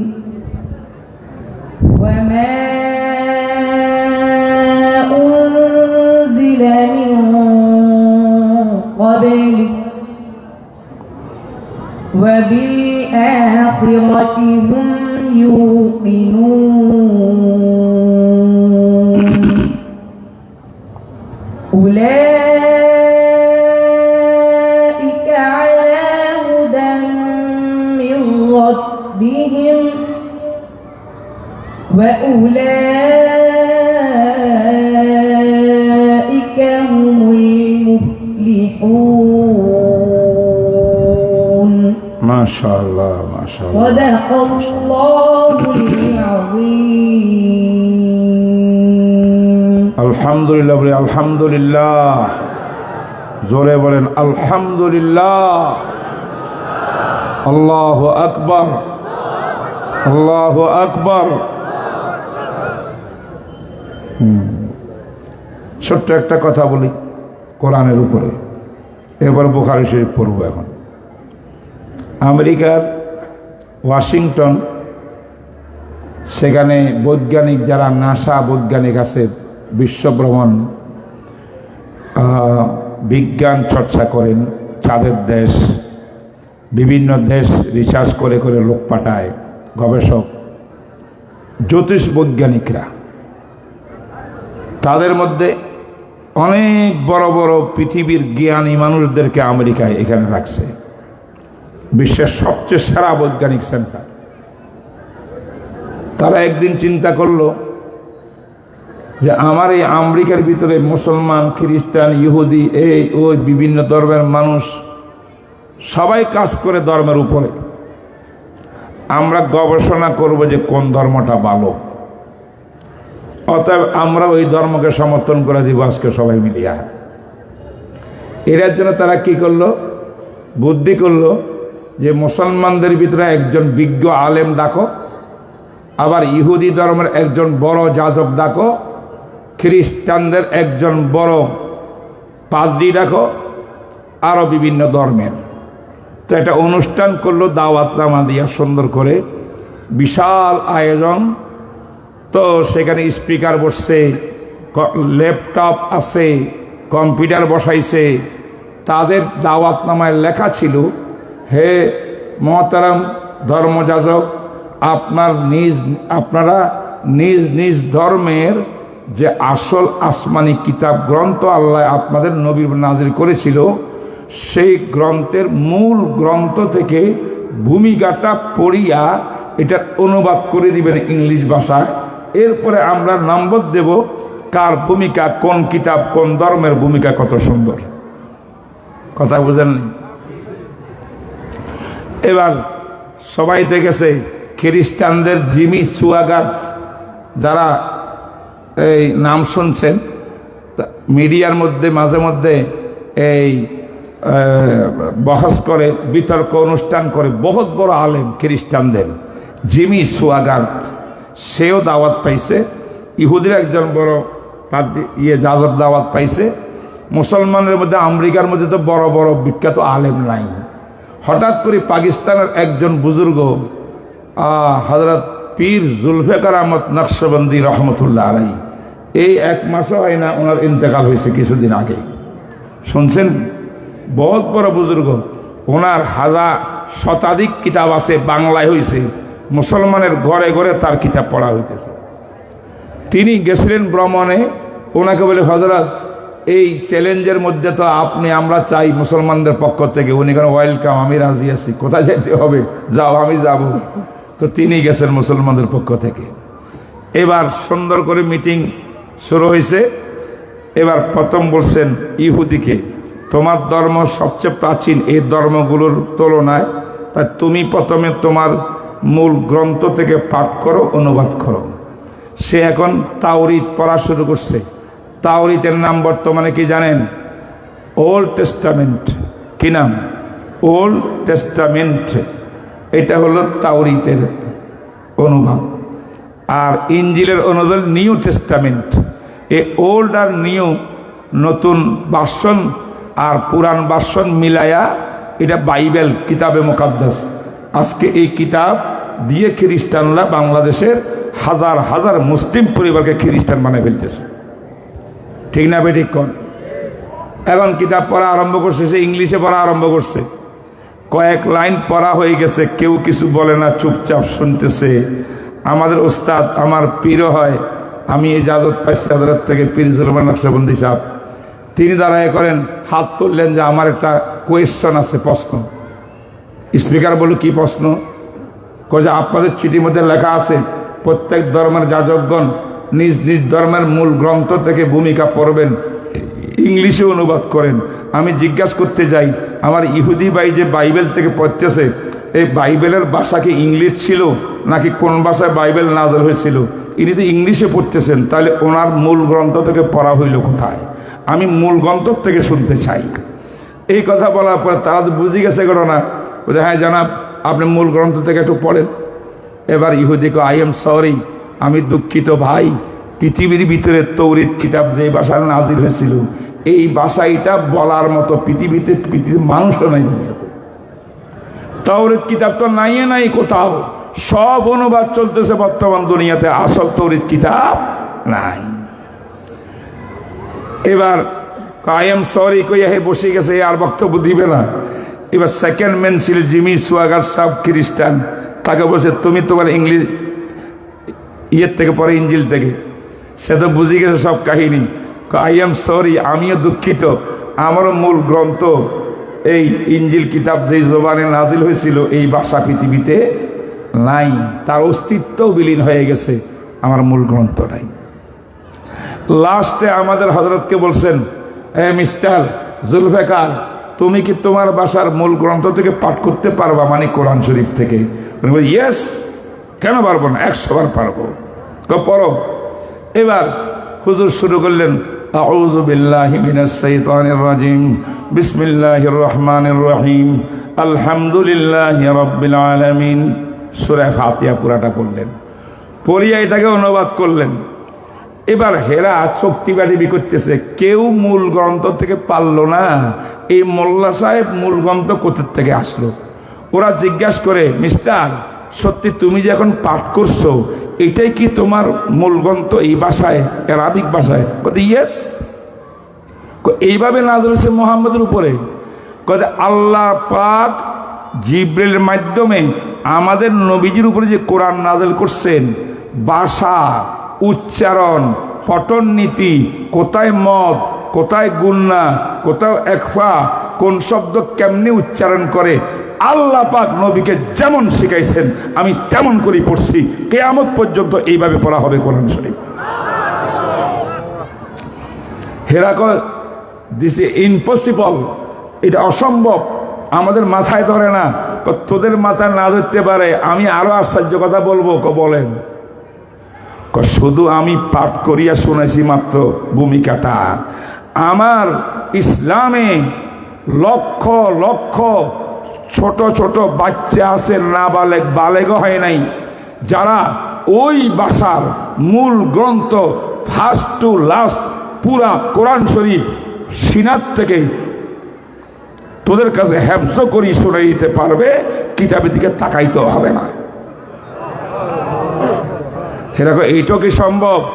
হযরতের ছেলে ছিল সাইফুল্লাহ, বাবা এদিকে আয়, হের পুরা কোরআন এখন মুখস্থ হয় না, 20 পারা কয় পারা হয়েছিল।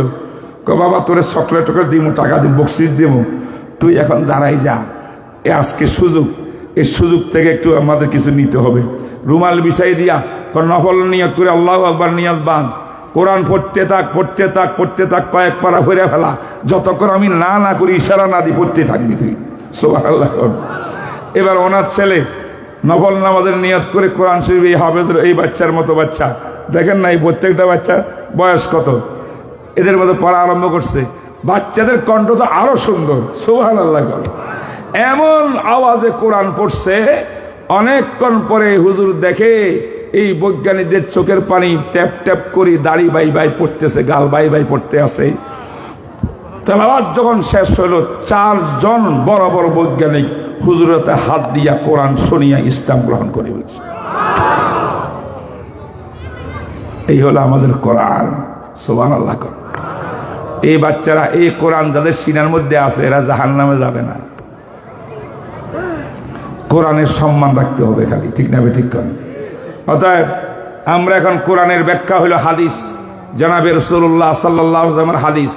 আমার পাশে আজকে আপনাদের সভাপতি সাহেব, অনেকে জানেন না, এই টাঙ্গাইলের কৃতি সন্তান কিন্তু মুফতি আব্দুল সালাম সাহেব, উনি মুফতি হিসাবে প্রসিদ্ধ হয়ে গেছেন।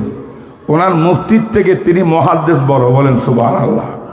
হাদিস গবেষণা কোন হাদিস শুদ্ধ, কোন হাদিস অশুদ্ধ, কি কারণে অশুদ্ধ, কেমন রাবির কারণে হাদিস দুর্বল হয়, জয়ীফ হয়, সব এই ব্যাপারে উনি মুতাখাসসিস স্পেশালিস্ট আমাদের বাংলাদেশে বলেন আলহামদুলিল্লাহ। অতএব এখন আমরা বুখারী শরীফ পড়বো। কারা কারা পড়বেন ইনশাআল্লাহ বুখারী শরীফ? সবাই পড়বেন বুখারী। ওই দাঁড়াইছে এরা হাত তোলে না, আপনারা পড়বেন না? আলহামদুলিল্লাহ। এখন আমাদের এই জামিয়ার দাওরা হাদিসের প্রায় 30 জন ছাত্র, সবাই বসে যান, বসে যান। এই অল্প টাইম, এই সময় আর পাবেন না, 1 বছর, এটা নেয়ামত আল্লাহ পাকের। এখন এই মাদ্রাসার দাওরা হাদিসের ছাত্র যারা কিছুদিন পরে ইনশাআল্লাহ হাইয়াতুল উলিয়া পরীক্ষা দিয়া তারা ফাইনাল আলেম হইয়া বের হবে জাতির খেদমতে ইনশাআল্লাহ দায়ী হইয়া, এই ছাত্রদের মধ্যে একজন আপনাদের সামনে এখন আমাদের সামনে বুখারী শরীফের সর্বশেষ পাঠটা তেলাওয়াত করে পড়িয়া বুখারী শরীফ খতম করবে। পুরা বছর উস্তাদরা পড়াইছেন, মুহাদ্দিস সাহেবরা, আজকে শেষ হাদিসটা পড়াবে ইনশাআল্লাহ। বলেন।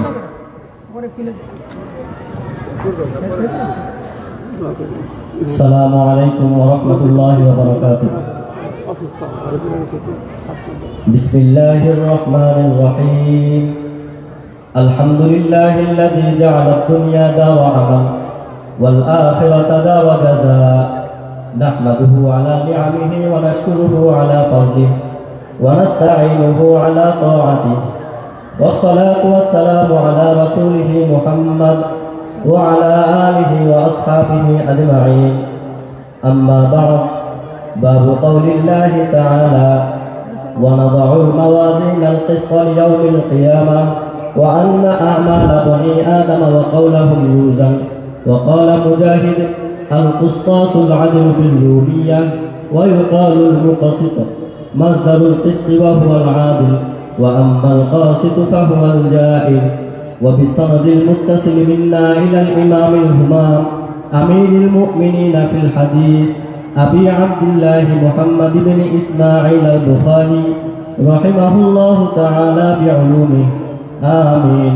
وبه قال حدثنا أحمد بن إشكال قال حدثنا محمد بن فزيل عن عمارة بن القعقاع عن أبي زرعة عن أبي هريرة رضي الله عنهم قال: قال النبي صلى الله عليه وسلم: كلمتان حبيبتان إلى الرحمن خفيفتان على اللسان ثقيلتان في الميزان سبحان الله وبحمده سبحان الله العظيم.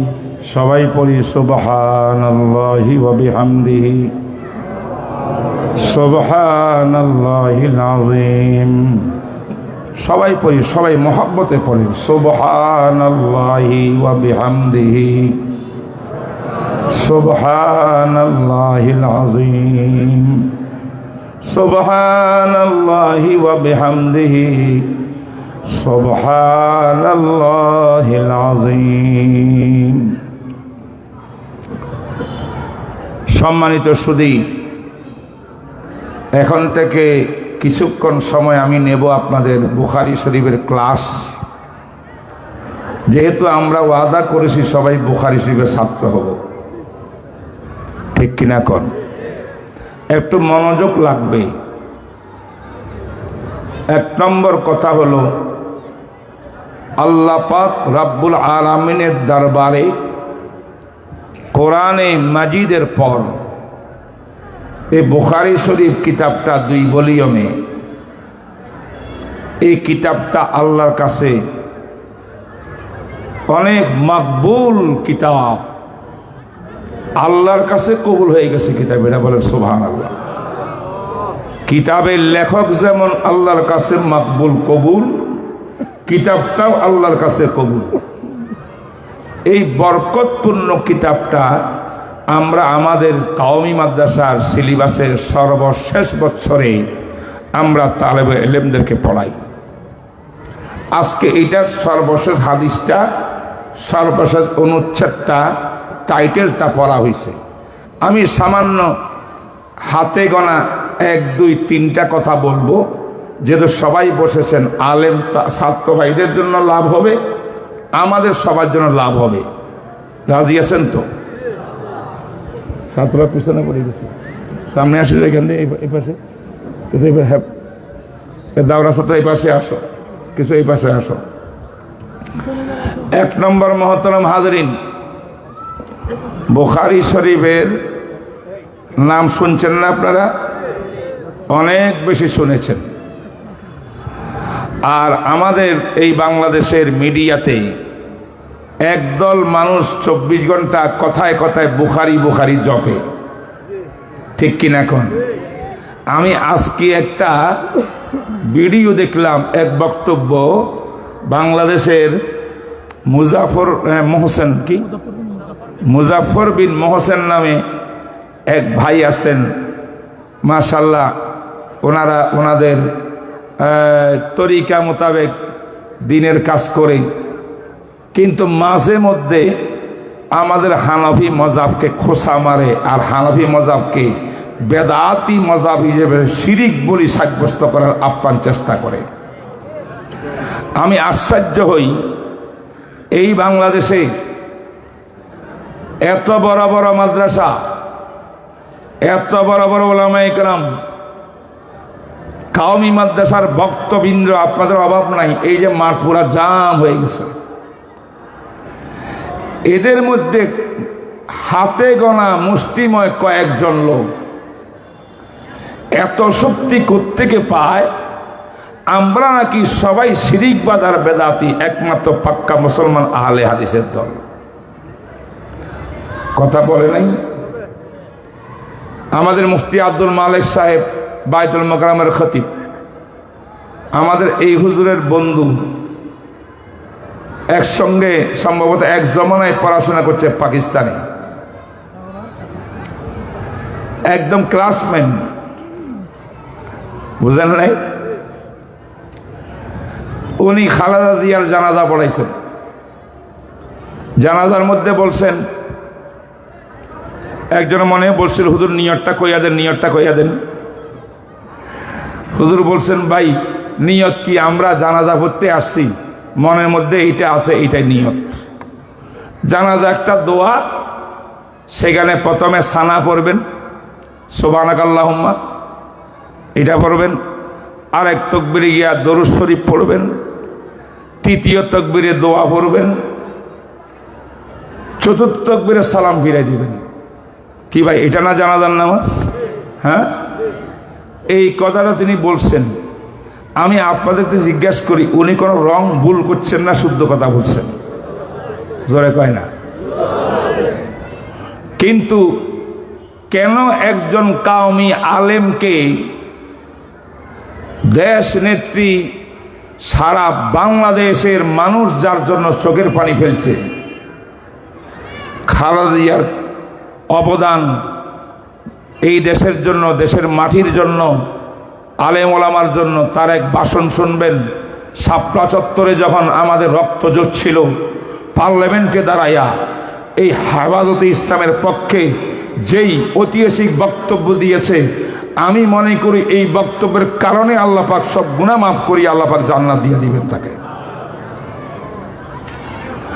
এত বড় লক্ষ লক্ষ বাংলাদেশের ঐতিহাসিক সর্বশ্রেষ্ঠ জানাজা, যার ইতিহাস ব্রেক, এইখানে একজন কাওমি আলেম, আরো দেখতে সুন্দর, ছোট, চোখে লাগে না, ওনাকে কেন সিলেকশন করা হইল? এইটা এই আহলে হাদিস ভাইরা সহ্য করতে পারে না। কথা কন না আপনারা? তারা আর তো কিছু পাইল না, জানাজা এইটা হয় নাই, জানাজা হয় নাই,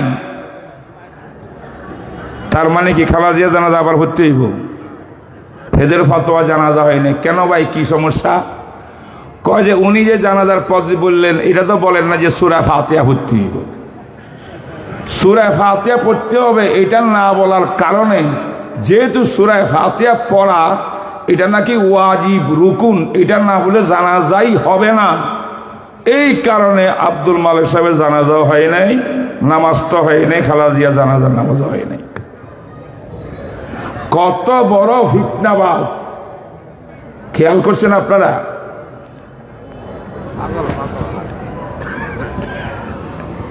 তো এখানে সে অনেক কথাবার্তা বলছে।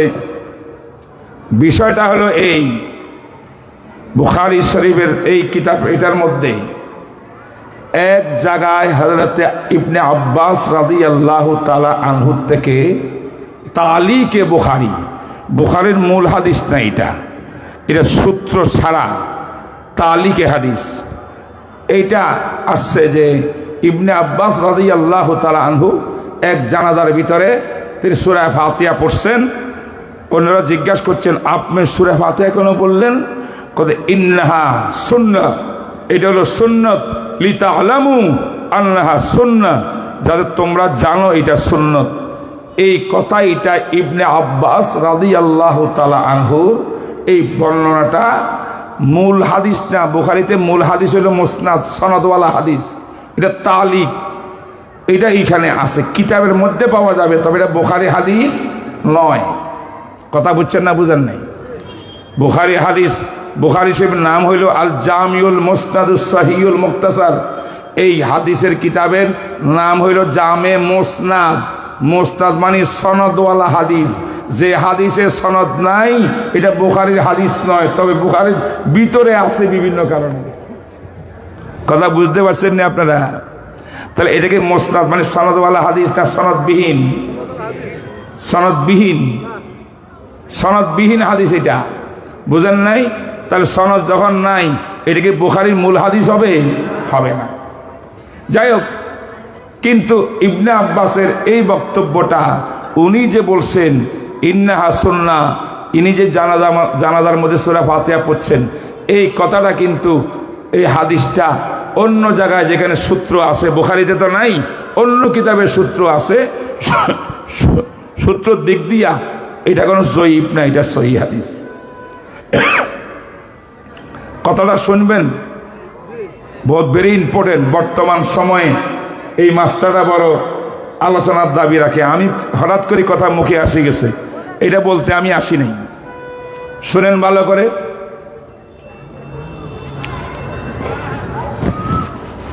আপনারা লক্ষ্য করুন, এটা ইবনে আব্বাসের জানাজার মধ্যে সূরা ফাতিহা পড়েছে। আমি চ্যালেঞ্জ করি বলি, মুজাফফর আরো যত ফর আছে আলে হাদিসের মৌলবী, সবাইকে চ্যালেঞ্জ করি বলি, মুহাম্মদুর রাসূলুল্লাহ সাল্লাল্লাহু আলাইহি ওয়াসাল্লাম কোন জানাজার নামাজের মধ্যে, কোন জানাজার সালাতের ভিতরে সূরা ফাতিহা পড়েছেন এর কোন প্রমাণ সহিহ হাদিসে নাই। আছে না হুজুর? কোন হাদিস সহিহ রাসূলের পক্ষ থেকে বলেন না, নাই। তাহলে নবীজির হাদিস তো না। ঘটনাকার ইবনে আব্বাসের, ইনি একজন সাহাবী, রইসুল মুফাসসিরিন, একজন সাহাবীর আমলও তো আমাদের কাছে দামি। কি বলেন, দামি না? কিন্তু এখানে মজার বিষয় আছে, বুঝান। তিনি যখন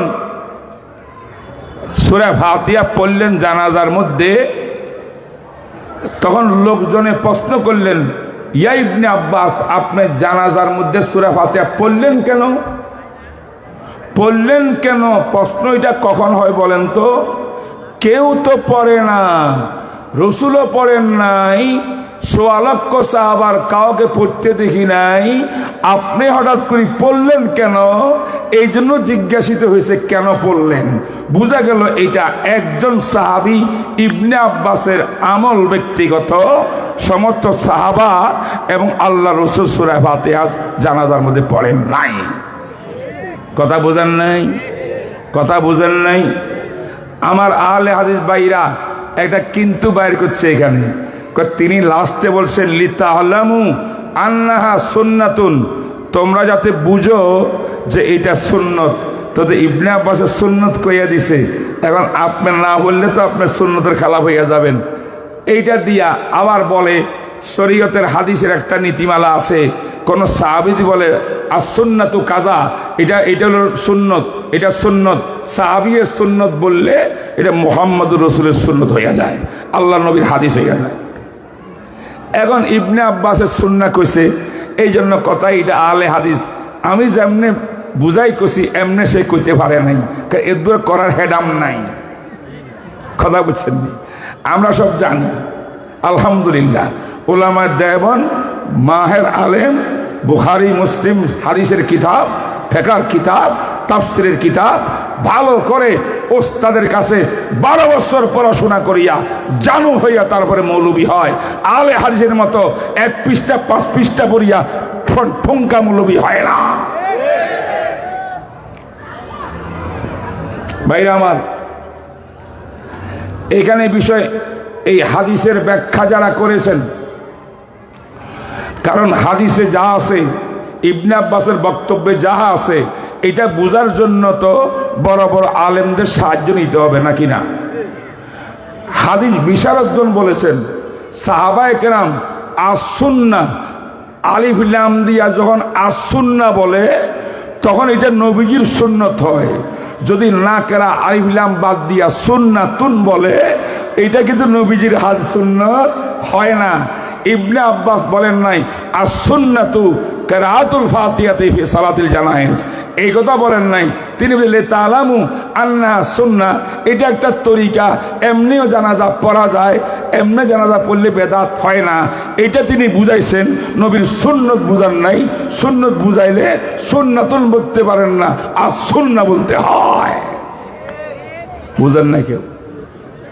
এলমি কথা আলেমরা বুঝলে হবে। সবাই আমরা বুঝছেন না কিছুটা? কথা বলেন না কেন? একটা হলো আন নবী, আর হলো নবীউন। নবী মানে যে কোনো নবী।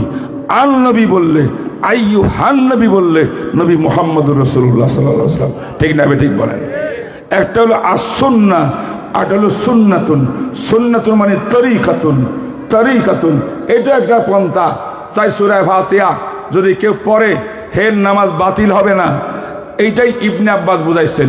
কিন্তু মুয়াত্তা মালিক, এই বুখারী শরীফ আসাউ কিতাবিন বাদা কিতাবিল্লাহ, কোরআনের পরে সবচেয়ে বিশুদ্ধ কিতাব বুখারী শরীফ। এই বুখারী শরীফ দুনিয়াতে লেখার আগে সবচেয়ে আসাউ কিতাব, কোরআনের পরে সবচেয়ে বিশুদ্ধ কিতাবের নাম ছিল মুয়াত্তা মালিক। এরাও এই ছাত্ররা পড়ছে, পড়ো না তোমরা? মুয়াত্তা মালিক, ইমাম মালিক রহমতুল্লাহ আলাইহি, ইমামুদ দারুল হিজরা মদিনার, তিনি কিতাব লিখেছেন মুআত্তা লিল ইমামিল মালিক। ইমাম মালিকের মুআত্তার মধ্যে হযরতে আবু হুরায়রা রাদিয়াল্লাহু তাআলা আনহুর হাদিস আসছে। আবু হুরায়রা কিন্তু সাহাবায়ে কেরামের মধ্যে সবচেয়ে বড় হাফেজুল হাদিস। সুবহানাল্লাহ কইলা। আবু হুরায়রা কি সবচেয়ে বেশি হাফেজুল হাদিস বলেন না কেন? 5374টা হাদিস শুধু আমরা কিতাবের মধ্যে আবু হুরায়রা রাদিয়াল্লাহু তাআলা বর্ণিত পাই। কত? 5000 বলেন না সবাই? 374টা। আর সাহাবীদের মধ্যে সেকেন্ড পজিশনে আবু হুরায়রার নিচে হাদিস পাই আমরা হয়তো আম্মা আয়েশা রাদিয়াল্লাহু তাআলা আনহার। আম্মা আয়েশার হাদিসের সংখ্যা 2200 প্লাস 2200 দিয়ে তিনি সেকেন্ড পজিশনে, আর আবু হুরায়রা ফার্স্ট পজিশনে। ক হাজার দিয়া? 5374টা। এই আবু হুরায়রাকে জিজ্ঞাসা করছে, হে আবু হুরায়রা, আপনার জানাজার নামাজ কেমনে পড়েন? বলে আমি পড়ি, ওযু করি, তাহারত অর্জন করি, কেবলামুখী হইয়া তাকবীর দিই। প্রথম তাকবীরে সুবহানাকা পড়ি, দ্বিতীয় তাকবীরে দরুদ শরীফ পড়ি, তৃতীয় তাকবীরে দোয়া পড়ি, চতুর্থ তাকবীরে সালাম ফিরাই। আমি জিজ্ঞাসা করতে চাই, আবু হুরায়রার এই সালাতু জানাজার মধ্যে ফাতিহা আসেনি? জোরে কান আছে? নাই। হযরত আব্দুল্লাহ ইবনে ওমর, এটা হাফেজুল হাদিসের কথা বলেন আবু হুরায়রা। আব্দুল্লাহ ইবনে ওমর রাদিয়াল্লাহু তাআলা আনহু, তিনি সবচেয়ে বেশি সাহাবায়ে কেরামের মধ্যে রাসূলের সুন্নতের অনুসারী ছিলেন। তিনি ফকিহ ছিলেন, মুহাদ্দিস ছিলেন। ইবনে ওমর রাদিয়াল্লাহু তাআলা আনহু হাদিস মুয়াত্তা মালিকে আছে। তিনি বলছেন সালাতুল জানাজার মধ্যে কোন কেরাত, কোরআন শরীফের কোন আয়াত, কোন সূরা, এটা পড়ার কোন তরিকা নাই। তাই জানাজার নামাজের মধ্যে সূরা ফাতিহা আব্দুল্লাহ ইবনে ওমরের পড়তে নিষেধ করলেন, নাই বললেন। হযরতে আবু হুরায়রা তিনিও নাই বললেন, তিনি নিজে পড়তেন না। এইভাবে ওমর ইবনে খাত্তাব, আলী ইবনে আবি তালেব রাদিয়াল্লাহু তাআলা আনহু, অসংখ্য সাহাবা, অসংখ্য তাবেইন, তবে তাবিন, এক তাল উলামায়ে কেরাম জানাজার মধ্যে ফাতিহা পড়েন নাই। যদি ফাতিহা সূরা ফাতিহা পড়া ওয়াজিব হইতো, ফাতিহা ছাড়া জানাজা না হইতো। কোন সাহাবী জানাজা হয় নাই, তাবির জানাজা হয় নাই, এমন ফতোয়া যারা দিবে তারা মুসলমানের গণ্ডিতেও পড়ে না। কথা ক্লিয়ার? হ্যাঁ, একটা কথা আছে, কি বলবো সেটা, যেহেতু সূরা ফাতিহার মধ্যে দোয়া আছে, ইহদিনাস সিরাতাল মুস্তাকিম, আছে না নাই? আলহামদুলিল্লাহি রাব্বিল আলামিন, প্রশংসা কার? আর রহমানির রহিম, প্রশংসা কার? আল্লাহর গুণাবলী প্রশংসা আছে, দোয়া আছে। তাই কেউ কোরআন শরীফের আয়াত হিসাবে নয়, ওই প্রথম তাকবীরের পরে যেহেতু সানা আছে, দোয়া আছে, আল্লাহর প্রশংসা আছে, সানা সুবহানাকা আল্লাহুম্মা ওয়া বিহামদিকা, এটাকে আল্লাহ পাকের গুণাবলী না? আল্লাহ পাকের গুণাবলী হিসাবে সূরা ফাতিহা যদি কেউ পড়ে, কোরআন হিসাবে না দোয়া হিসাবে? আবার বলেন, কোরআন শরীফ হিসাবে না দোয়া হিসাবে না আল্লাহর প্রশংসা হিসাবে? যদি কেউ পড়ে, আমরা হানফিরা কোনোদিন তারে না যায় ফতোয়া দিই নাই, জানাজা হবে না তাও দিই নাই।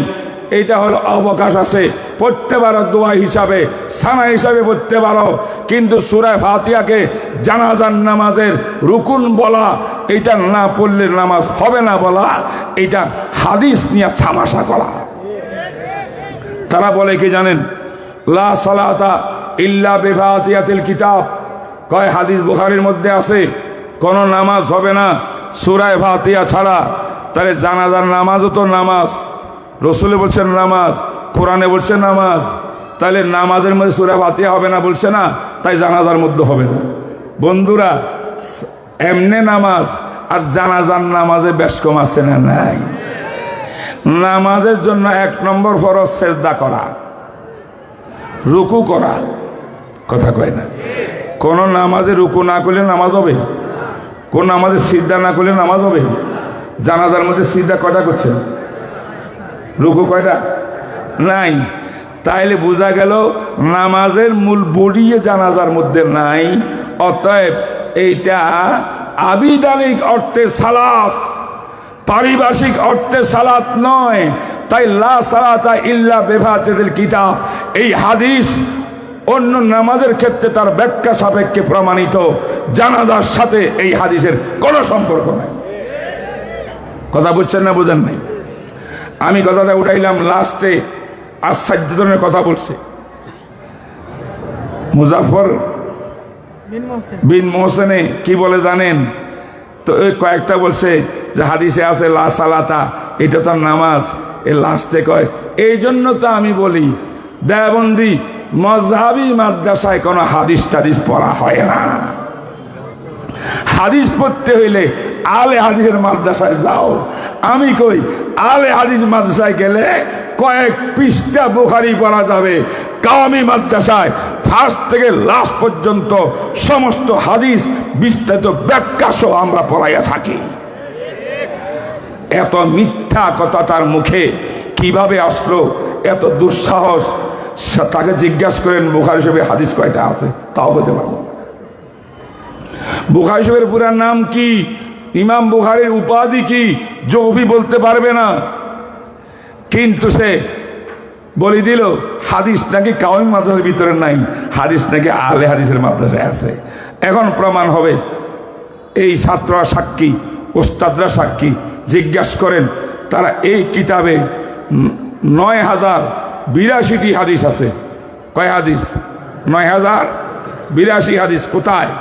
পরিপূর্ণ বুখারী শরীফে সর্বসাকুল্যে সব মিলাইয়া 9082 একটা হাদিসও তারা বাদ দেয় নাই, সব পড়ছে তারা। বিশ্বাস করেন না আপনারা? তাহলে আমাদের মাদ্রাসায় আমরা হাদিস এমনি পড়াই। এই জন্য মাঝে মধ্যে আমি বলি, একজন বুজুর্গ আল্লামা শাহরানি, শাফি মাযহাবের লোক, কশফু কারামাতের মানুষ, বড় বুজুর্গ, বড় আলেম, বড় ফকি, বড় মুহাদ্দিস। তিনি বলেন, আমি একদিন ফজরের নামাজের পরে মোরাকাবা করতেছিলাম, আল্লাহর ধ্যানে বইলাম, হঠাৎ করে আমার চোখে একটু গুম গুম ভাব এসে গেছে, তন্দ্রা এসে গেছে। তন্দ্রার মধ্যে আমি আমাকে দেখলাম, আমি আমার জায়গায় নাই, আমি মদিনা শরীফের মসজিদে নববীর মধ্যে পৌঁছে গেছি। যখন বুঝতে পারলাম আমি তো মসজিদে নববীর মধ্যে চলে গেছি মদিনায়, এই তো মদিনা শরীফ, তখন কথা আমি পাগল পারা হয়ে গেছি। ইয়া আল্লাহ, আমি যখন মদিনা শরীফে আসছি, রসুলের সহজাবাগ কোথায়? 1 নম্বর মোমেনের দায়িত্ব পাগলের মতো আশেক ছুটে গিয়া আল্লাহ নবীর দরবারে গিয়ে সালাম দিবি, আসসালাতু আসসালামু আলাইকা ইয়া রাসূলুল্লাহ। ঠিক না? ঠিক কর। আমি যখন রওজার দিকে রওনা হইলাম, দেখলাম রওজা শরীফের পাশে একটা ক্লাস হইতেছে, একজন বড় বুজুর্গ উস্তাদ বসে আছেন, সামনে 8 থেকে 9 জন বুজুর্গ মধ্যবয়সী পাগড়িওয়ালা নুরানি চেহারার ছাত্র বসে আছে। আমি তো কাশফ আমার খোলা থাকে, আমি একটু তাওয়াজ্জু দিলে বলতে পারি এখানে কি হইতেছে, এটা আল্লাহ পাকে আমাকে বলাই দেয়, বুঝছেন? আমি তাওয়াজ্জু দিয়া দেখলাম কি চলতেছে রওজা পাকের সামনে। আমার কাশফের দ্বারায় ধরা পড়ল, এখানে কিছু ছাত্র তারা হাদিস পড়তেছে একজন ওস্তাদের কাছে। ছাত্রগুলা কারা? আমি যখন ভালো করে লক্ষ্য করলাম, আমি বুঝতে পারলাম 8 থেকে 9 জন ছাত্র, প্রত্যেকটা সাগরিদ হানফি মাজহাবের বড় বড় ফকির মুহাদ্দিস। আমি শাহরানি শাফি মাজহাবের মানুষ, আমিও হানফিদের সঙ্গে বসে গেলাম ক্লাসে। এবার তাওয়াজ্জু দিলাম, ক্লাস দিচ্ছেন কে? ওস্তাদজিকে। আল্লাহু আকবার, কাশফের দ্বারাই বুঝতে পারলাম তিনি আর কেউ নন, তিনি সৈয়দুল আম্বিয়া তাজেদারে মদিনা হযরতে মুহাম্মদুর রাসূলুল্লাহ সাল্লাল্লাহু আলাইহি ওয়াসাল্লাম ক্লাস দিচ্ছেন। বলেন সুবহানাল্লাহ। তিনি বলেন, এবার আমার মধ্যে কৌতূহল জাগলো, রসুল যখন ক্লাস দিচ্ছেন, হাদিস পড়াচ্ছেন, নবীজি তো সাহাবায়ে কেরামকে হাদিস পড়াইতে কোনো কিতাব সামনে নেয় নাই, কিতাব তো পড়ে না তৈয়ার হয়েছে, সামনে কিতাব একটা পড়ে আছে, এটা আবার কোত্থেকে আইলো? নবীজির সামনে কিতাব থাকার কথা না। আমি আরেকটু কাশফ দিয়া দেখলাম, দেখি ওই কিতাবটা আর কেউ না, মুহাম্মদ ইবনে ইসমাইল বুখারী শরীফ পড়ে আছে। সুবহানাল্লাহ বলবেন না? সুবহানাল্লাহ বলবেন না? এটা একজন শাফি মাযহাবের বিখ্যাত নির্ভরযোগ্য আলেম, আল মিজানুল কুবরার লেখক আল্লামা আব্দুল ওয়াহাব শাহরানী রহমতুল্লাহ আলাইহির ঘটনা। এটা এই জন্য বললাম, ওনার খাবে শাফি মাযহাবের আলেমের স্বপ্নের দ্বারায় যেটা বোঝা গেল, আমার নবীর সামনে রওজা পাকের সামনে রসুলের কাছে হাদিস পড়তেছেন কারা? সব হানফি মাযহাবের উলামায়ে কেরাম। এতে প্রমাণ হয় দারুল দেওবন্দ থেকে নিয়া তার শাখা প্রশাখা পৃথিবীর মধ্যে যত কওমি মাদ্রাসা আছে, সত্যিকার অর্থে হাদিস যদি কামা হক আদায় করি পড়া হয়, একমাত্র কওমি মাদ্রাসায় পড়া হয়।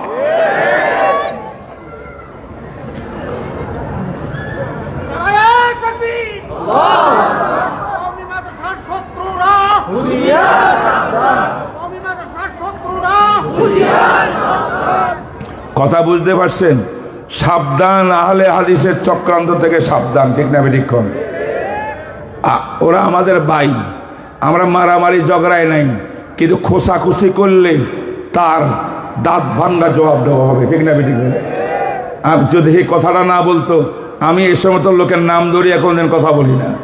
আজকে রাগ লাগছে আমার কাছে, হাদিস বলে তাদের কাছে আছে, আমরা বলে হাদিস পড়ি না। কথা বুঝছেন? এখন বুখারী শরীফ পড়লেন আমাদের ছাত্র ভাইরা, ইমাম বুখারী রহমতুল্লাহ আলাইহি সর্বশেষ একটা পয়েন্ট দিয়া কথা কিতাব শেষ করেছেন। সেই পয়েন্টটা হলো ওয়ানাজাউল মাওয়াজিনাল কিসতা লিয়াউমিল কিয়ামাহ। সূরা আম্বিয়ার একটা আয়াতের অংশ দিয়া তিনি ওনার বিষয়বস্তু ঠিক করলেন। বিষয়বস্তু হলো আল্লাহ পাক রব্বুল আলামিন নিজে ইরশাদ ফরমান যে আমি কিয়ামতের দিন ময়দানে হাসরে আমি আল্লাহ দাড়ি পাল্লা স্থাপন করব। আমি নিজে দাড়ি পাল্লার মধ্যে কি হবে? বনি আদম, আদম জাতি মানুষের আমল, কথা, কর্ম সব কিছু মাপা হবে। কার ওজন কত, ওজন হিসাবে ফয়সালা হবে। যদি নেক আমলের পাল্লা ভারী হয়, ওজনদার হয়, তাকে আমি আল্লাহ জান্নাত দিয়া দেব। ওয়া আম্মা মান সাকুলাত মাওয়াজিনুহু ফাহুয়া ফি ঈশাতির রাদিয়া। আর যদি নেক আমলের পাল্লা হালকা হয়, গুনার পাল্লা ওজনদার বেশি হয়, আমি আল্লাহ তাকে জাহান্নাম দেব। এই হলো জান্নাত জাহান্নামে যাওয়ার ফয়সালা। এইখানে একটা কথা মনে রাখবেন, আল্লাহ পাক এখানে ওজনের কথা বলছে। আসলে আমল কত পরিমাণ, আপনি কয়টা আমল করছেন এইটা আল্লাহ জিজ্ঞাসা করবে না। আপনার আমলটা অনেক বড় না ছোট এটা আল্লাহ জিজ্ঞাসা করবে না। আল্লাহ পাল্লার ভিতরে আমলের ওজন মাপবেন, আমলে ওজন আছে কিনা। আর আমলে ওজন হয় ইন্নামাল আমালু বিন্নিয়াত, খালেস নিয়ত যদি থাকে, ইখলাস থাকে। এই জন্য ইমাম বুখারী প্রথম হাদিস এটা আনছেন, ইখলাস সহ যদি আপনি আমল করেন, আমলটা ছোট হোক, এটা পাল্লার ভিতরে অনেক ওজনদার হয়ে যাবে। কথা ঠিক না বেঠিক বলেন? তাহলে আমরা আমলের ভিতরে নিয়ত ঠিক করবো কিনা? মানুষকে দেখানোর জন্য ইবাদত হবে, জিকির হবে, নামাজ হবে, দান খায়রাত হবে, নাকি আল্লাহকে সন্তুষ্ট করার জন্যে? আল্লাহ তুমি কবুল ফরমাও।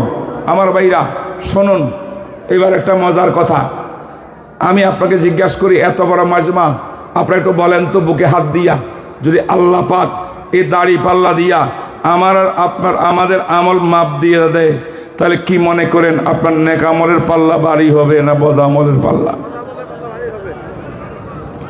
তাহলে বোঝা গেল তো মাপা মুক্তির কোনো পথ নাই। শুধু আজকের দিনের যদি হিসাব করি, সকাল থেকে এই পর্যন্ত আজকের দিনের আমাদের কর্ম, কথা ইত্যাদি সব হিসাব করলে দেখবেন যে গুনার হিসাব বেশি। ঠিক না বেঠিক বলেন? এই জন্য নিরাশ হওয়ার কোনো কারণ নাই। এই আয়াতটার ব্যাখ্যা আছে, তাফসির আছে। সেই তাফসিরটা আমি গত বছরও বলছিলাম, যারা শুনছেন একটু মনে আছে কিনা আমি জানি না। সেটা হলো আল্লাহ পাক রব্বুল আলামিন মাপ দিবেন, ঠিক আছে, সবার আমল মাপ দিবেন না। আল্লাহ পাক বিভিন্ন বাহানায় বাহানায় অনেক নবীর উম্মতকে আল্লাহ পাক বিনা হিসাবে জান্নাত দান করেন। যেমন এক হাদিসের মধ্যে আছে, হাদিসটা ইবনে আব্বাসের বর্ণনায়, বুখারীর মধ্যে আরেক তরিকায় আছে, দুই হাদিসের নির্যাস প্রায় সমান, যে আল্লাহর নবী বলেন, আল্লাহ পাক আমার সঙ্গে ওয়াদা করেছেন, আমার উম্মতের ভিতরে ৭০,০০০ উম্মতকে আল্লাহ পাক পাল্লায় আমল মাপটাপ না দিয়া বিনা হিসেবে জান্নাত দান করবেন। এটার ব্যাখ্যার ভিতরে বুখারী শরীফের মধ্যে আছে, এই ৭০,০০০ উম্মত কারা জানেন? যারা জারহুক করে না, করায় না, যারা লটারির মধ্যে যায় না, যারা আল্লাহর উপরে ভরসা করে একিন রাখে, এমন কিছু গুণওয়ালা মানুষ, তাদের থেকে আল্লাহ পাক ৭০,০০০ নির্বাচন করবেন। সুবহানাল্লাহ। কি বলেন? এই ৭০,০০০-এ আমরা কেউ থাকতে পারি না? আল্লাহ পাক সবাইকে কবুল করো। আল্লাহ পাক দ্বিতীয় ঘোষণা করলেন, ৭০,০০০-এর প্রতি হাজারের সঙ্গে, ইয়া রাসূলুল্লাহ, আপনার উম্মতের যাদের নেক আমল বদ আমল দোনো প্রকারের আমল আছে মিক্সার, এমন গুনাহগার উম্মত, এদের থেকে প্রতি হাজারের সঙ্গে ৭০,০০০ করে করে আমি ৪৯ লক্ষ হয়, পুরা ৪৯ লক্ষ আপনার উম্মতকে বিনা হিসাবে জান্নাত দান করব। উল্লেখ্য, এই হাদিসে যে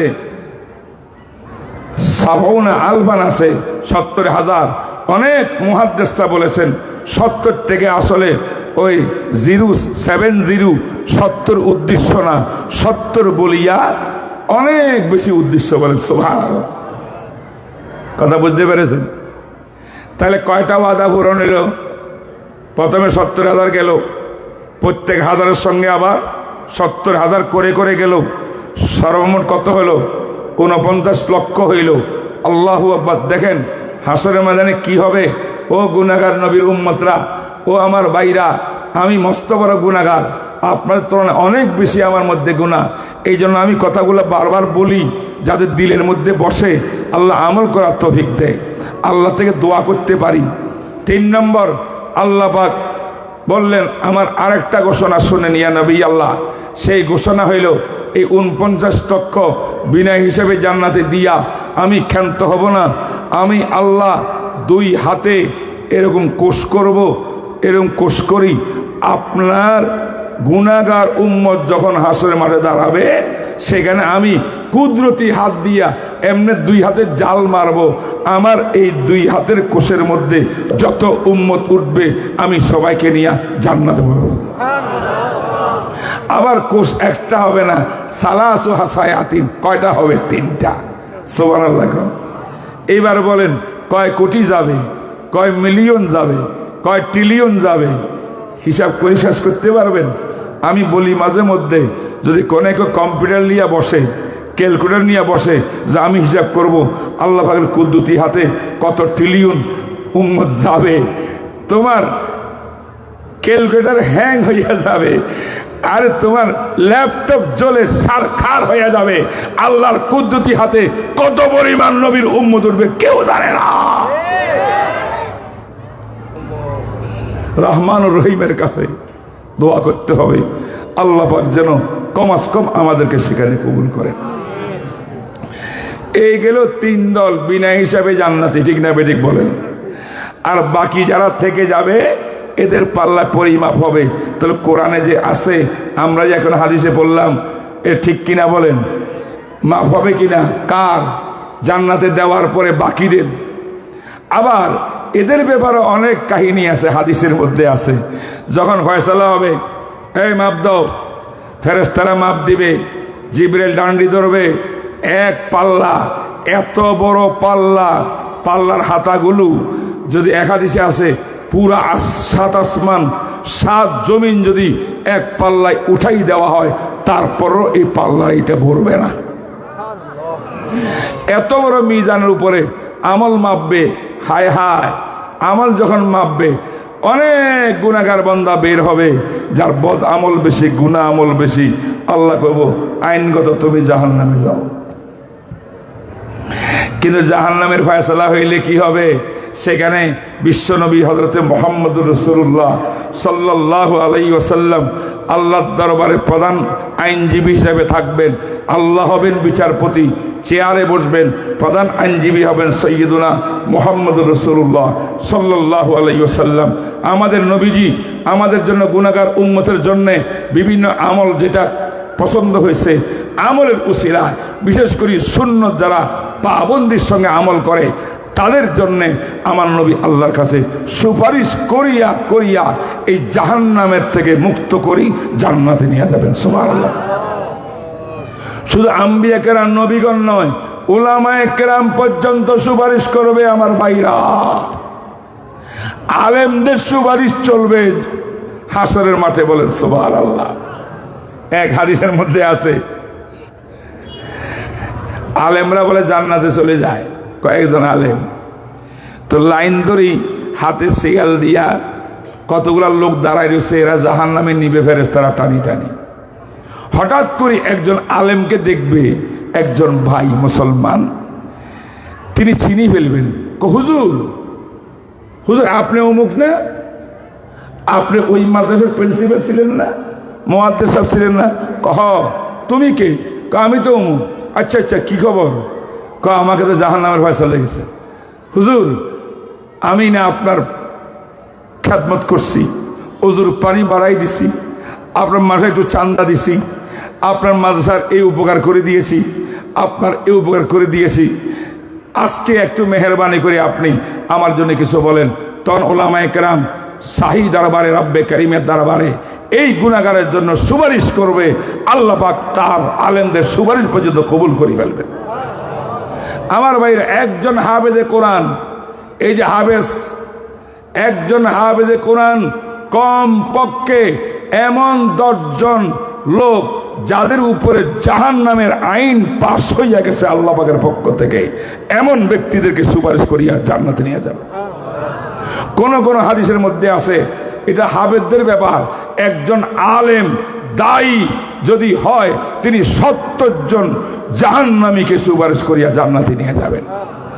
আর ছোট বাচ্চা যাদের নাবালেগ অবস্থা মারা যায় আছে না, ছোট বাচ্চা যাদের অল্প বয়সে মারা গেছে, এই বাচ্চারা কিন্তু কালকে হাসরের মাঠে আপনার আমার জন্য যদি জাহান্নামের ফয়সালা হয় রাস্তায় দাঁড়িয়ে যাবে, তারা আল্লাহর সঙ্গে জিদ করবে, আল্লাহ না আমরা যাইতে দিব না, এটা আমার আব্বা আম্মা, আমাদেরকে যেন জান্নাতে দেন, এদেরকেও দিতে হবে। এই বাচ্চাদের ইয়ের উপরে আল্লাহ পাক এদিকে তাকাইয়া রহমানুর রহিমে কি করে দিবে, জান্নাত দিয়ে দেবে। আল্লাহু আকবার। আর যদি কোনো পরিবার নিজের 2-3টা মেয়ে হয়েছে, মেয়েগুলোকে ইসলামী শিক্ষায় শিক্ষিত করিয়া পর্দানসীন বানাইয়া সুন্দর করে একজন উপযুক্ত আলেমের হাতে, একজন তাবলিগীর হাতে, দিনদার হাতে বিবাহ শাদী দিয়া দিছে, পুরা দায়িত্ব পালন করছে পিতা মাতায়, এই সন্তানেরা, এই মেয়েরাও যদি তাদের জন্য জান্নাতের ফয়সালা হয়, পিতা মাতার উপরে কোনো কারণে জাহান্নামের ফয়সালা আসে, এই মেয়েরা সামনে দাঁড়াইব, বলবো আল্লাহ যতক্ষণ পর্যন্ত আমার পিতা মাতা যারা আমাকে লালন পালন করেছে, সুশিক্ষা দিয়েছে, ইসলামী শিক্ষা দিয়েছে, আল্লাহ আপনাকে চিনাইছে, আজ তারা জাহান্নামে যাবে, আমরা সহ্য করব না, আমরা জান্নাতে যাব না যতক্ষণ আমার পিতা মাতাকে জান্নাতে না দেওয়া হয়। এরকম অগণিত অসংখ্য সুপারিশ হয়ে যাবে, বিভিন্ন বাহানা। এই জন্য ভাই নেক আমল করি, নেক আমল করি। কোন আমলের কারণে আমার জান্নাত আমি পেয়ে যাব আমি কেউ জানি না। আল্লাহ আমাদের সবাইকে কবুল করো। এই গেল ওয়ানাজাল মাওয়াজিন আল কিসতাল ইয়াউমিল কিয়ামার কথা। এবার হাদিসটা অনুবাদ করিয়া শেষ করে দিচ্ছি। সভাপতি সাহেব গুরুত্বপূর্ণ নসিহত করবেন, দোয়া করবেন। আমি হাদিসটার উপরে একটু কথা বলি। এই হাদিসটা সর্বশেষ হাদিস, আমলের হাদিস। কি বলেন, আমাদের আমল নামে কি মাপা হয়, তাইলে আমাদের নেক আমলের পাল্লা বাড়ি করার দরকার আছে না নেই? এই যে ইমাম বুখারী বলেন ইন্নামাল আমালু বিন্নিয়াত, আমল করা ইখলাসের সঙ্গে। আর লাস্টে একটা হাদিস আনছেন, কালেমাতান হাবিবাতান ইলার রহমান খফিফাতানি আলাল লিসান সাকিলাতানি ফিল মিজান সুবহানাল্লাহি ওয়া বিহামদিহি সুবহানাল্লাহিল আযীম। পড়েন সবাই, সুবহানাল্লাহি ওয়া বিহামদিহি সুবহানাল্লাহিল আযীম। হযরতে আবু হুরায়রা রাদিয়াল্লাহু তাআলা আনহু, যে আবু হুরায়রার কথা একটু আগেই বলেছি, তিনি এই হাদিসের বর্ণনাকারী। তিনি বলেন কালা কালা নবী সাল্লাল্লাহু আলাইহি ওয়াসাল্লাম, আল্লাহর নবী ইরশাদ করেন, কালেমাতান, হে আমার উম্মত, 2টা কথা, 2টা সেন্টেন্স, 2টা বাক্য এমন আছে যেই 2টা কথার গুণ 3টা। গুণ কয়টা? গুণ কয়টা? 3টা। 1 নম্বর গুণ, এই 2টা কথা হাবিবাতান ইলার রহমান, রহমানুর রহিমের কাছে সবচেয়ে বেশি মজার, সবচেয়ে বেশি প্রিয়। বলেন সুবহানাল্লাহ। মুসলিম শরীফের হাদিস, ইন্না আহাব্বাল আমাল ইলাল্লাহ আন ইয়াকুলাল আবদু সুবহানাল্লাহি ওয়া বিহামদিহি সুবহানাল্লাহিল আযীম। এই 2টা কালেমা আল্লাহর কাছে বেশি মাহবুব।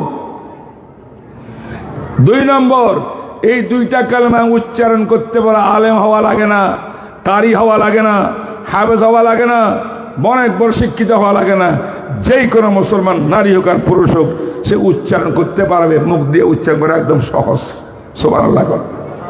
আল্লাহ সহজ বানাইছে, ছোটখাটো বাক্য, লম্বা কোনো বাক্য না। কথা বুঝেন? আর এই বাক্যের শব্দের মধ্যে কঠিন কোনো শব্দ নাই, হরফে সিদ্ধা নাই, হরফে ইস্তেআলা নাই, মাত্র একটা বা আর জ আছে। যাই হোক, এটা জুমলা ইসমিয়া, এটা আলেমরা বুঝবেন। এটা ফেলিয়া না, এটা মুনসারেফ গায়রে মুনসারেফ না। বিভিন্ন কারণে এই বাক্যের মধ্যে তালাশ করে দেখা যায় অনেক কারণ আছে, যে কারণে আল্লাহ পাক এটা উচ্চারণ করার নবীর উম্মতের উপরে সহজ করে দিয়েছে। সহজ কিনা? এবার 3 নম্বর গুণ কি? 3 নম্বর গুণ হলো সাকিলাতানি ফিল মিজান। তোমার আমল যদি আল্লাহ পাক মিজান পাল্লায় মাপ দেওয়ার অবস্থা আসে, সেই দিন বড় কাজ দিবে 2টা কালেমা। এই 2টা কালেমার ওজনে তোমার বদ আমল গুনার আমল হালকা হইয়া যাবে, আর এই 2 কালেমার কারণে নেক আমলের পাল্লা ভারী হইয়া যাবে। সুবহানাল্লাহ, সুবহানাল্লাহ। বন্ধুরা, এই 2টা কালেমা কি মুখস্থ করেন? 1 নম্বর কালেমা সুবহানাল্লাহি ওয়া বিহামদিহি, সুবহানাল্লাহিল আযীম, সুবহানাল্লাহি ওয়া বিহামদিহি, সুবহানাল্লাহিল আযীম। একটা কথা বলি, বড় জরুরি কথা বলবো, শুনবেন। আপনাদের মনে প্রশ্ন নাই? কত সুন্দর সুন্দর দোয়া আমরা শুনি, কিতাবে আছে, বইয়ের মধ্যে পাই। এই 2টা কালেমা আল্লাহর কাছে এত প্রিয় হওয়া, আমল নামায় এত বাড়ি হওয়ার পিছনে কারণটা কি? কি বলেন? জানার দরকার আছে না? দরকার আছে না? সংক্ষেপে বলি, কঠিন কথা সহজ করে বলি, চেষ্টা করি। আমাদের রব কে? হায়াতের মালিক কে? মৃত্যুর মালিক কে? আমাদের সৃষ্টিকর্তা কে? আসমান জমিনের খালেক কে? আমাদের একটা রব আছেন, একাই আছেন, একটাই আছেন, একাধিক রব আমাদের নাই।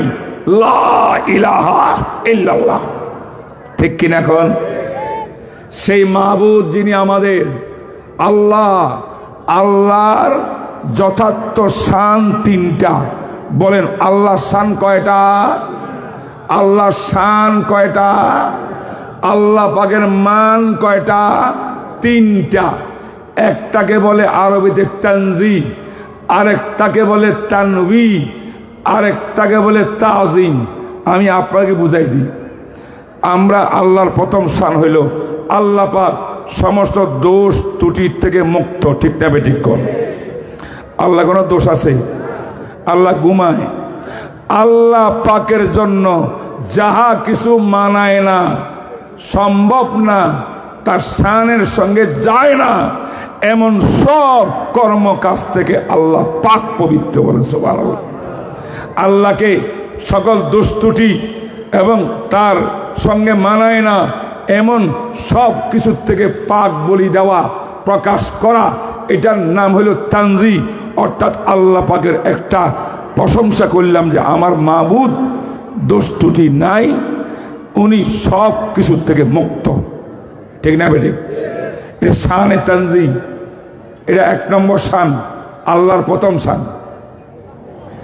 আল্লাহ পাকের দ্বিতীয় শান হইল, মান হইল, আল্লাহ পাক আল্লাহ হওয়ার জন্যে যত রকমের গুণাবলীর প্রয়োজন, পরিপূর্ণ ভালো ভালো সব গুণ আল্লাহ পাকের মধ্যে বিদ্যমান, ঠিক না বেঠিক? আল্লাহ কাদের, আল্লাহ হাইয়ুন, আল্লাহ কাইয়ুম, আল্লাহ মুরিদ, আল্লাহ সব কিছুর ক্ষমতার অধিকারী। আল্লাহ যা ইচ্ছা তাহা করতে পারেন, তাকে জিজ্ঞাসা করার কেউ নাই, ঠিক না বেঠিক? সমস্ত গুণাবলী সিফাতে কামাল আল্লাহর জন্য সাবেত করা, প্রমাণিত করা, এটার নাম হইল সিফাতে তাহমিদ। এটা আল্লাহর দ্বিতীয় শান। প্রথম টান তানজি, দ্বিতীয় শান তানবি। প্রথমটা হলো আল্লাহ পাক, দ্বিতীয়টা হলো আল্লাহ সব গুণে গুণান্বিত। কটা হইল? 2টা। সুবহানাল্লাহ মানে আল্লাহ সকল আয়েব থেকে পাক। সুবহানাল্লাহ কন। আল্লাহ শানে যা যায় না। আল্লাহ কি ঘুমাই পড়ে? আল্লাহ কি আমার মতো খানা খায়? আল্লাহর কি আমার মতো হাত আছে? আমার মতো গাল আছে? আমাদের পাও আছে? আল্লাহ তো নিরাকার, ঠিক না বেঠিক? বলেন। তাই আল্লাহ লাইসা কামিসলিহি শাই ওয়া হুয়াস সামিউম বাসীর, আল্লাহর কোনো তুলনা হয় না। তাই মানুষের মতো কোনো গুণ আল্লাহর মধ্যে বিদ্যমান নাই।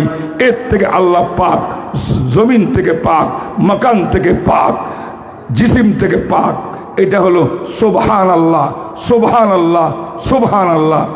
আর আল্লাহ সমস্ত গুণাবলী, আল্লাহ আল্লাহ হওয়ার জন্য যেই গুণ দরকার সব বিদ্যমান, এটাকে বলা হয় বেহামদিহি, আয় আলহামদুলিল্লাহ।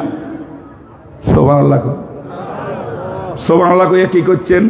আল্লাহ পাককে পাক পবিত্র বলছেন বিভিন্ন ত্রুটি বিচ্ছুতির থেকে, ঠিক না? আলহামদুলিল্লাহ মানে সমস্ত প্রশংসার মালিক আল্লাহ। কেন? আল্লাহর মধ্যে সব গুণ বিদ্যমান। সুবহানাল্লাহ কর না। দুইটা পাওয়া গেল, দুই মাকান হয়ে গেল আল্লাহ পাকের। 3 নম্বর, যে আল্লাহ সকল আয়েব দোষের দিকে মুক্ত, যে আল্লাহ সকল বড় বড় গুণের সাথে যুক্ত, এমন আল্লাহর কল্পনা করল আজিম মনে হয়। আমার আল্লাহ বড় আজিম, বড় আজিম, মহান। আল্লাহ মহান, বলেন আল্লাহ মহান, আল্লাহ মহান, আল্লাহ মহান, আল্লাহ মহান। এটা হলো শানে তাজিম। শান কয়টা? 3টা। একটা হলো সুবহানাল্লাহ শান, একটা হলো বেহামদিহি শান, একটা আজিম শব্দের শান। আজিম মানে মহান, বেহামদিহি মানে সকল প্রশংসার অধিকারী, সমস্ত গুণাবলী আল্লাহর শান মোতাবেক সবকিছু বিদ্যমান। সুবহানের অর্থ হইল দোষ ত্রুটি আল্লাহ শানে যায় না এমন সব থেকে আল্লাহ পাক পবিত্র। তাহলে আল্লাহর 3টা শান বিদ্যমান আছে 2 কালমার ভিতরে। এই জন্য আল্লাহ রসুল বলেন এই 2টা কালমা আল্লাহর কাছে সবচেয়ে বেশি প্রিয়। বুঝে আসছে? এই জন্য এত ভারী পাল্লা, এত ভারী আল্লাহ পাক রব্বুল আলামিন।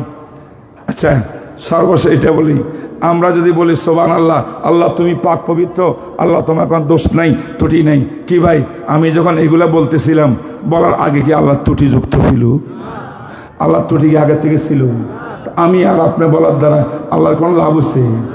আল্লাহ কয় তুই সুবহানাল্লাহ বলবি, তুই সুবহানাল্লাহ বলার দ্বারায় আমি আল্লাহর খোদাইয়ের মধ্যে কমতি হবে না, বাড়তি হবে না, তোর লাভ হবে। তুমি যদি আমাকে সুবহানাল্লাহ বলো, পাক পবিত্র বলো, আমি আল্লাহ তোমাকে পাক পবিত্র বানিয়ে দেব গুনাহ থেকে।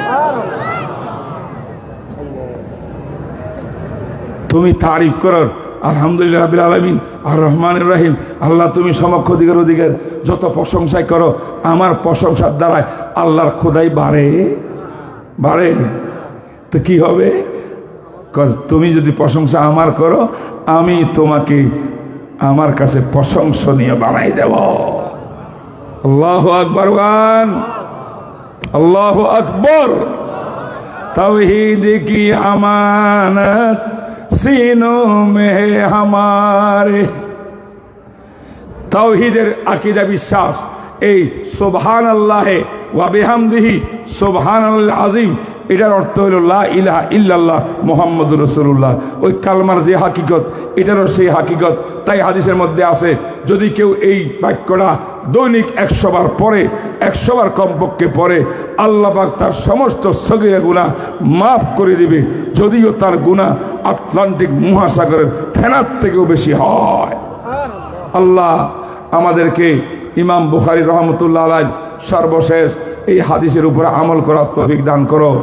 আল্লাহ আমাদের তালেবে ইলমদেরকে তুমি কবুল করে লও। আল্লাহ তাদের ঈমান, আমল এবং তাদের ইজ্জতের মালিক আল্লাহ তুমি হয়ে যাও। একটা মানুষও উঠবেন না। দোয়া হবে এখন, দোয়া আমাদের মুহাদ্দিস মুফতি হুজুর করবেন। এই দোয়ার কিছু আদব বয়ান করি, আর দোয়া হাত তুলবে ইনশাআল্লাহ। আমি আমার বক্তব্য এখানে ক্ষান্ত করলাম। আমি দোয়া চাই আপনাদের কাছে, এবং আমি আপনার জন্য দোয়া করব আল্লাহ পাক যেন এই মুবারক মজলিসের দ্বারা আমাদের গুনাহ মাফ করে দেন। ওয়া সাল্লাল্লাহু তাআলা আলা খায়রি খালকি মুহাম্মদ ওয়া আলা আলিহি ওয়া সাহবিহি আজমাইন। আসসালামু আলাইকুম। नहीं अच्छा रहे भाई, आपके साथ बात तक रहेंगे, बात की भी जरूरत नहीं है, बहुत बात हो गई ना। बाकी हो गई।